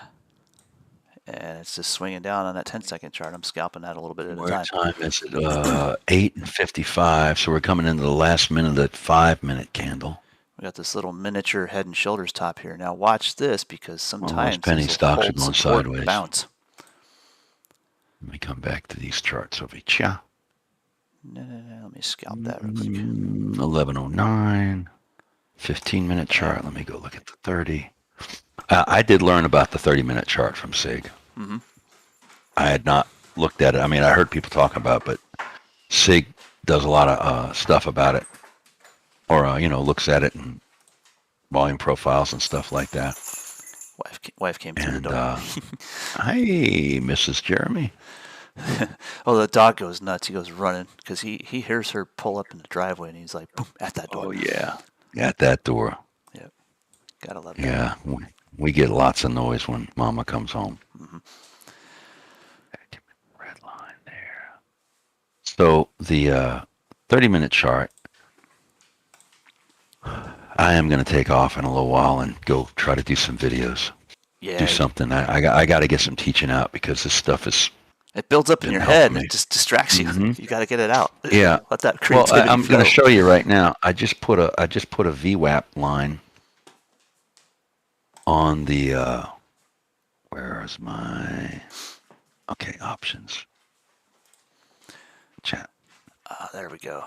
All right. All right, so this is the 30-minute chart I'm putting up right here. And you're going to see, I just put that VWAP line there. You see that bend to the left, that red line, which says price level? That's where I laid it, 375.22. And that's a VWAP. That's the overnight VWAP. I call that a bend. That's that little bend I always talk about. And right when it shoots up, I put that line there just now because it looked to me like that's where price was. And that's where price is. Right. See how it respects that line? So it's that's basically a pivot. That's a different style of pivot, but that's a pivot, is what that is. Yes, So sir. I mark those out all over my chart, and then you get, serious chart nasty. Speaking of And chart I'm going to nasty, scrunch it. I'm going to scrunch it all up, and I'm going to let you see how nasty my charts are. I've done this before. You All right. can't read these candles. You can't see the candles. It's so nasty. I'm going to do that session one more time, since we've come to about the end of our YouTube broadcast here. Then to do the chart nasty thing. And what I want to do is I want to have somebody out there in YouTube land just throw a ticker in the chat. And we'll give it some quick analysis and see if we can come up with a trade plan. There it is. Now you can see it. That's all the historic pivots. I have color codes on all those things. I'm still recoloring some things. But now, when I'm looking at it intraday, I look at it like this. That I'll is show you. chart nasty. It brother. is. It is. But look, that's closed together. Now look at it when I do it bigger. Now you see how I'm doing an intraday? Aha. See Very that? cool. Mm-hmm. So that's Box. intraday. That's I widen it out so I can see it, and I keep my levels on the my price on the right, so I can see my price, and then I put the name on the left, and I've got to go back. Some of them I name, some of them I don't. Like the red lines, I know what that is now. It's a VWAP bend. I don't have to go put it on there or even tell you what day it's from, like you can see on some. But I'll be right Yeah, back. go ahead. So that's how I do those things, and I have in TOS allows me to have under my drawings. It allows me to set different drawing sets, so I can go in and I can create a clean set where I don't have anything on the chart. I have one for a journal, and then and this is my main one. It's now because it keeps all those historic levels there, and price just it respects those historic levels, and those VWAPs, those what they're basically, I call them bends and stuff, but they're like previous day VWAPs. There's a whole strategy on that, and I just took a piece of it because I found this is the meat of it. This is all I need to see. And price will go between those VWAPs, and I will take entries, and based on where they are, with the trend, and if it's a good entry point, and if I see it's hovering around one of those, it's probably going to go to the next one. So if it's going down, it's going to go to the next one. If it's going up, it's going to go to the next one. It's kind of like using Stig's pivot, strategy.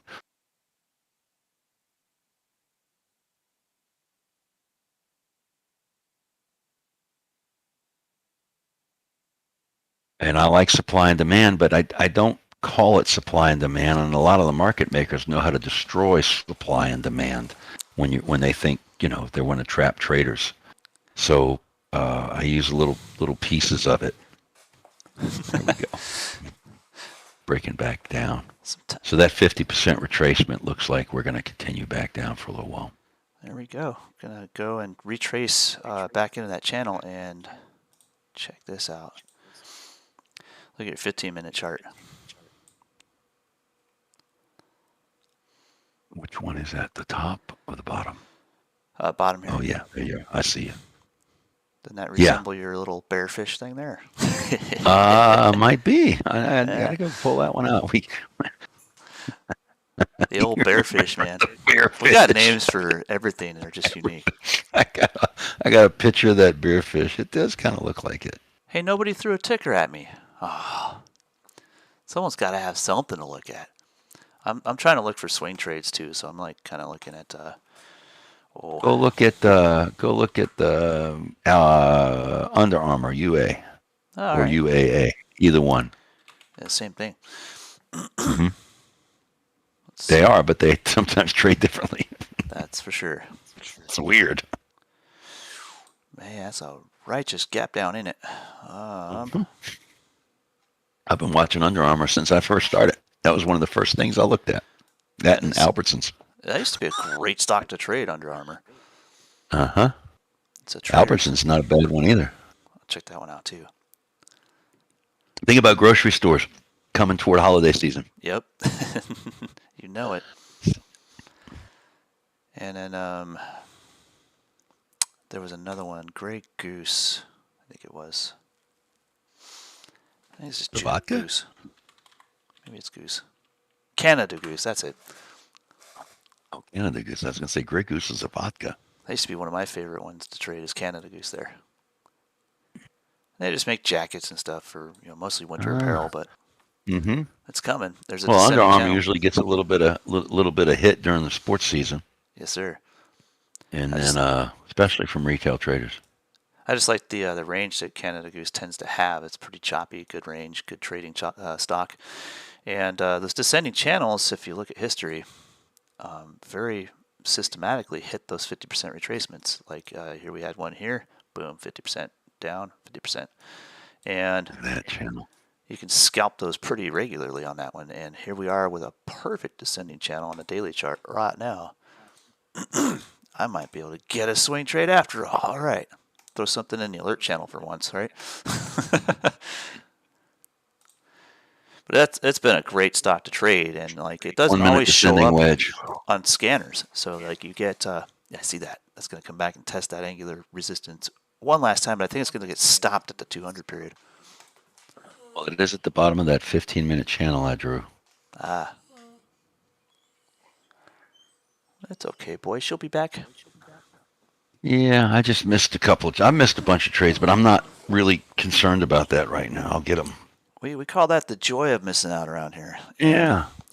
Everybody else has fear of missing out. Well, we have the joy of missing out. We have the joy of knowing that we didn't chase it. We didn't fall for it. We did not give in to FOMO. Well, that is a descending wedge, and it also looks like a Chair keeps trying to escape me. All right, that 1 minute candle did stop at the 200, but now we're on top. Here we go. We're testing angular one more time. that 15 minute looks a little less bear flaggy to me, bearfishish to me. Okay. You see that? It depends if that next. It's still got what? Yeah, it's still got like 12 minutes or whatever. Right. But if it comes back up to that 200 green and engulfs that red one, we're going back bullish. Mm-hmm. Good stuff. But I got to see. We still got to pass some levels. I might like So a little far, where are we at? long position on Canada Goose here to about $18.30. Give us a quick little dollar trade on that thing. I like it. All right, so either this is a pullback or a reversal on Ford. Oh, know what? We can go a little higher than that. That's first target. Yeah, this Ford bouncing off the lower band there for a moment, but let's see what it does in the next 15 minutes.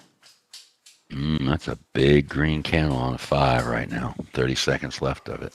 A little less than 30 seconds. Ah, we got an end pattern on the 1 minute chart there too. Bar, spinner, bar. That's the end pattern. They call it the 3 bar or whatever. I just call it the end pattern. It's just easier to say. Yeah. And then we got Is that the 3 white soldiers? No. Well, we got the 3 bars on the 15-minute chart here too. So something gonna happen. There's a name for that 3-bar formation when it closes. I can't think of it. I think they inside, outside, something like that. Yeah. I might. You'll see that on any time frame. I might have to let the dog out in a minute. Ooh, ooh, ooh, ooh. Yep. He's sitting here trying to get my attention. Ooh. Yeah. We have the husky. They don't bark. They barely woo-woos. He saw a horse yesterday on our walk, and my God, he sounded like a velociraptor. All right. Calling for other velociraptors. Go wait for me. I'll take you out in a minute. Go wait. End pattern on the 10-second, almost. Not really. Let's see. Oh, pennant. Another one I do sometimes is I do crosses. Like if I see a VWAP cross a moving average. Yeah. We're coming up to a pivot right now. Yep. I had a hammer. Back when I was using the 9, 376.25 is a VWAP crossing the 9 on a 5-minute chart from 6:15.22, and we just hammered on it on the 1-minute chart. Back in the channel again. How about that? Back in the channel again. I was thinking more on goodness is gracious. that Van Halen? Back in the saddle again? Back in the saddle again. I don't know who that was. We're back. I'm old enough to know better, but I've lost. No, that's Steven Tyler. Yes, Aerosmith. Back in the saddle again. I just heard it in my head, and I said, "Oh, that's Steve Tyler." That's right. I'm sorry. Dude looks like a lady now. I didn't mean to disgrace anybody there. No one. Oh my goodness. Here we go. Son of a biscuit eater. Well, happy, joy. That's the other song that's Ren and Stimpy. Missed it. Dang it. Happy, joy. That calls for a GIF. That does. Yeah. Shoot. I look for a pullback now. I see bullishness. I see trending. I had to do it. I cannot turn down the opportunity to put a Ren and Stimpy GIF in the chat there. Oh, I love it. Oh man, I just want to go to like one of these talking heads that are like spitting out false information on a stock or something, you know who I'm talking about. I can't say names. Just want to walk up to him and be like, Stimpy, your wealth of ignorance is astounding. You know? Yeah. You ever play those Kramer guitars? No. Yeah. But I've heard of them. Yeah. They got a funny headstock. They do. They have a funny headstock. Yes, they do. Yes, they do. Oh man, we're borderline there. But yeah, we've had people say it right out, like, dude, if I do the opposite of what this guy says, I make money. I've heard a lot of people say that. I heard a lot of people just do the opposite of whatever the guy on TV says. It's pretty awesome. But All right. Us technical analysts, I mean, that's kind of our bread and butter is seeing the forest through the trees. And these guys come out there and they flap their gums about this and that. Oh man, I'm bullish on this stock.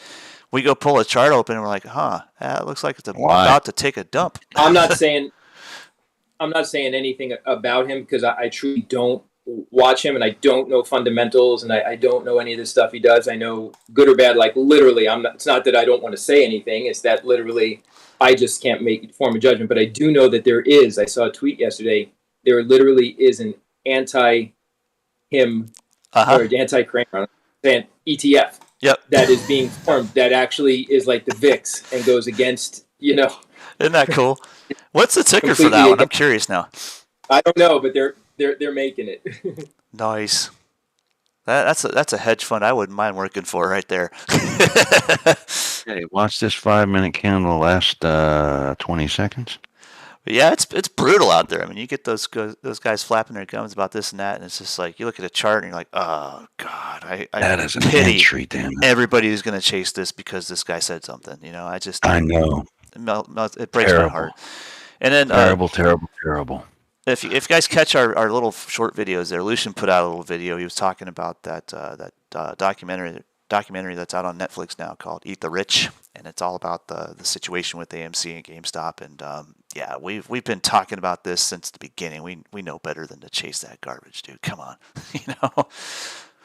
It's I guess we could relate it to Scooby and the gang. We could be like, come on, gang, we ain't falling for that. Let's go look at the chart for clues, And I had a crush on Thelma.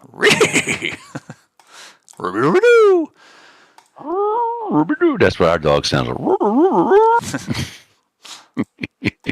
And we got a little Chinese crested, the one that can't walk. Oh yeah. That's got more life than it's like you need to go meet Jesus, but you're so full of life.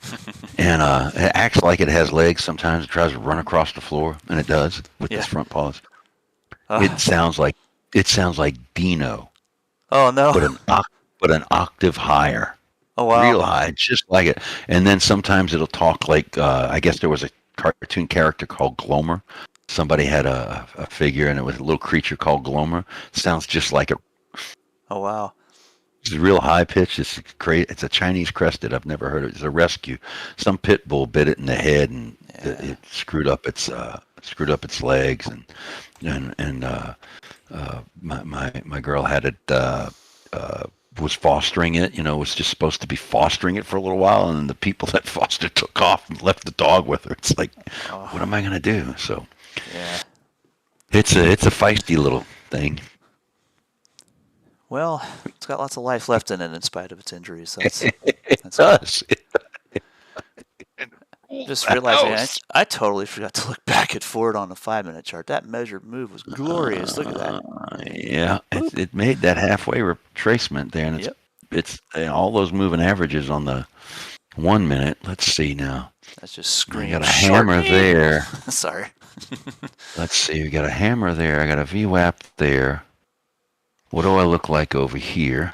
It's that time of day where pretty much the I don't need to do anything right now. Pause for a while. Yeah, I'm thinking about signing off here in a minute. So I think it's time for me to go and look at doing a video. See if I can do that without disruptions. We dropped a lot of knowledge in our stream yesterday. If you guys out there on YouTube are listening, go check that out. Tell your friends to look at it too, if you wouldn't mind. We love the chance to be able to put this out there on YouTube for everybody to see, free of charge. We're not going to bill anybody for that. We drop some knowledge in our streams that you would have a hard time finding for free anywhere. And what it comes down to is we're looking to grow that channel to a point where we can. It's not necessarily like it's a marketing tool. We want to be able to show more people what we do and how we can take people hands-on in our Discord channel and teach everything we know until we can kind of get everybody on a point where they're trading profitably for themselves. We're a teach them how to fish kind of organization here. We love to teach you how to do it yourself. That's the whole point. We're not one of those follow me trader type people. We're legit gonna teach you hands on until you get it, or until you get fed up with us. But we don't mess around with making call outs really. I'll put together some trade ideas here and there when I see that they're appropriate for a swing trade, low risk and decent rewards and so forth. If I see a home run setup, I'm gonna call it out, but I'm not gonna say exactly what I'm gonna what you should do with it. I'm gonna say it as this is what I'm doing. So don't necessarily follow us into a trade, but just look at it for yourself and read the chart and learn how to analyze that chart for yourself to make your own trade plans and make your own trades and eventually become profitable. So that's just what we're trying to show the world out there. That's why we're out on YouTube every day with our live streams. We're showing people what we do and how we do it. And you get to hear the audio feedback from our members live in our Discord channel that we speak to every day. And when we sign off, we're out there just doing a Q&A for our members like all day long. Stone and I get really burned out at the end of the day. We get a good night's sleep, I'll tell you what. But it's just a matter of we have so much to offer when it comes to just this wisdom of building up this ability to just be able to look at a chart and make profitable trades. Bottom line. So check us out. Tell your friends. Give us the old subscribe and hit the bell and get some notifications. So when we come out with stuff every day, you get an alert that tells you we're on and we're doing stuff. Or even when we drop some of those strategy videos, we dropped quite a few of those lately. The idea is we're growing that channel just to kind of show everybody what we do. Realistically, we love giving it away as well. But when you join us, that's you're going to think, okay, we're giving away all this stuff on YouTube for free. But when you see what's within our group, you'll be blown away with what we have to offer. So just check us out. Anyway, I'm going to sign off the YouTube channel. Thanks for joining us, everybody. I'll see you again tomorrow. Tomorrow's Friday, isn't it? Yeah. We've got some stuff going on tomorrow. Let me see here. I've got a couple of meetings I got to get to, so I can go and talk to some people about some stuff about getting our members some more value to the membership and having stuff, services, discounts, and all this other stuff that we get access to with our affiliates, as well as all the different bots we have in our server. I mean, there's some of those where it's like it's $90, $100 a month for membership, and we're giving you access to that as part of our package. And there's many of them. It's not just one. There's a lot of bots. But we're putting together some stuff where we can do some more expansion and just grow this community. And we're all about teaching more than anything. We're an educational outfit. We like to show you how and let you flourish. Anyway, getting tongue-tied even talking about it anymore. So I'm gonna sign off the YouTube. We'll see you guys tomorrow. And like I said, just stay tuned. Give us a like. Give us a shout out if you like. Throw comments on there. Comment about things you'd like to see us do on YouTube. We can get down with that. Whatever you want. That's within reason. Within reason. Yeah. We're we could get in touch with Mr. Beast and do a whole bunch of other fun stuff, but that's way down the line. But that guy is doing some pretty cool stuff for people too, so that's kind of cool. I'd love to be able to tie into that and be able to. There's so much I could do if we had Mr. Beast on board with us. Let's just say that. Who's Mr. Beast? Okay, cool.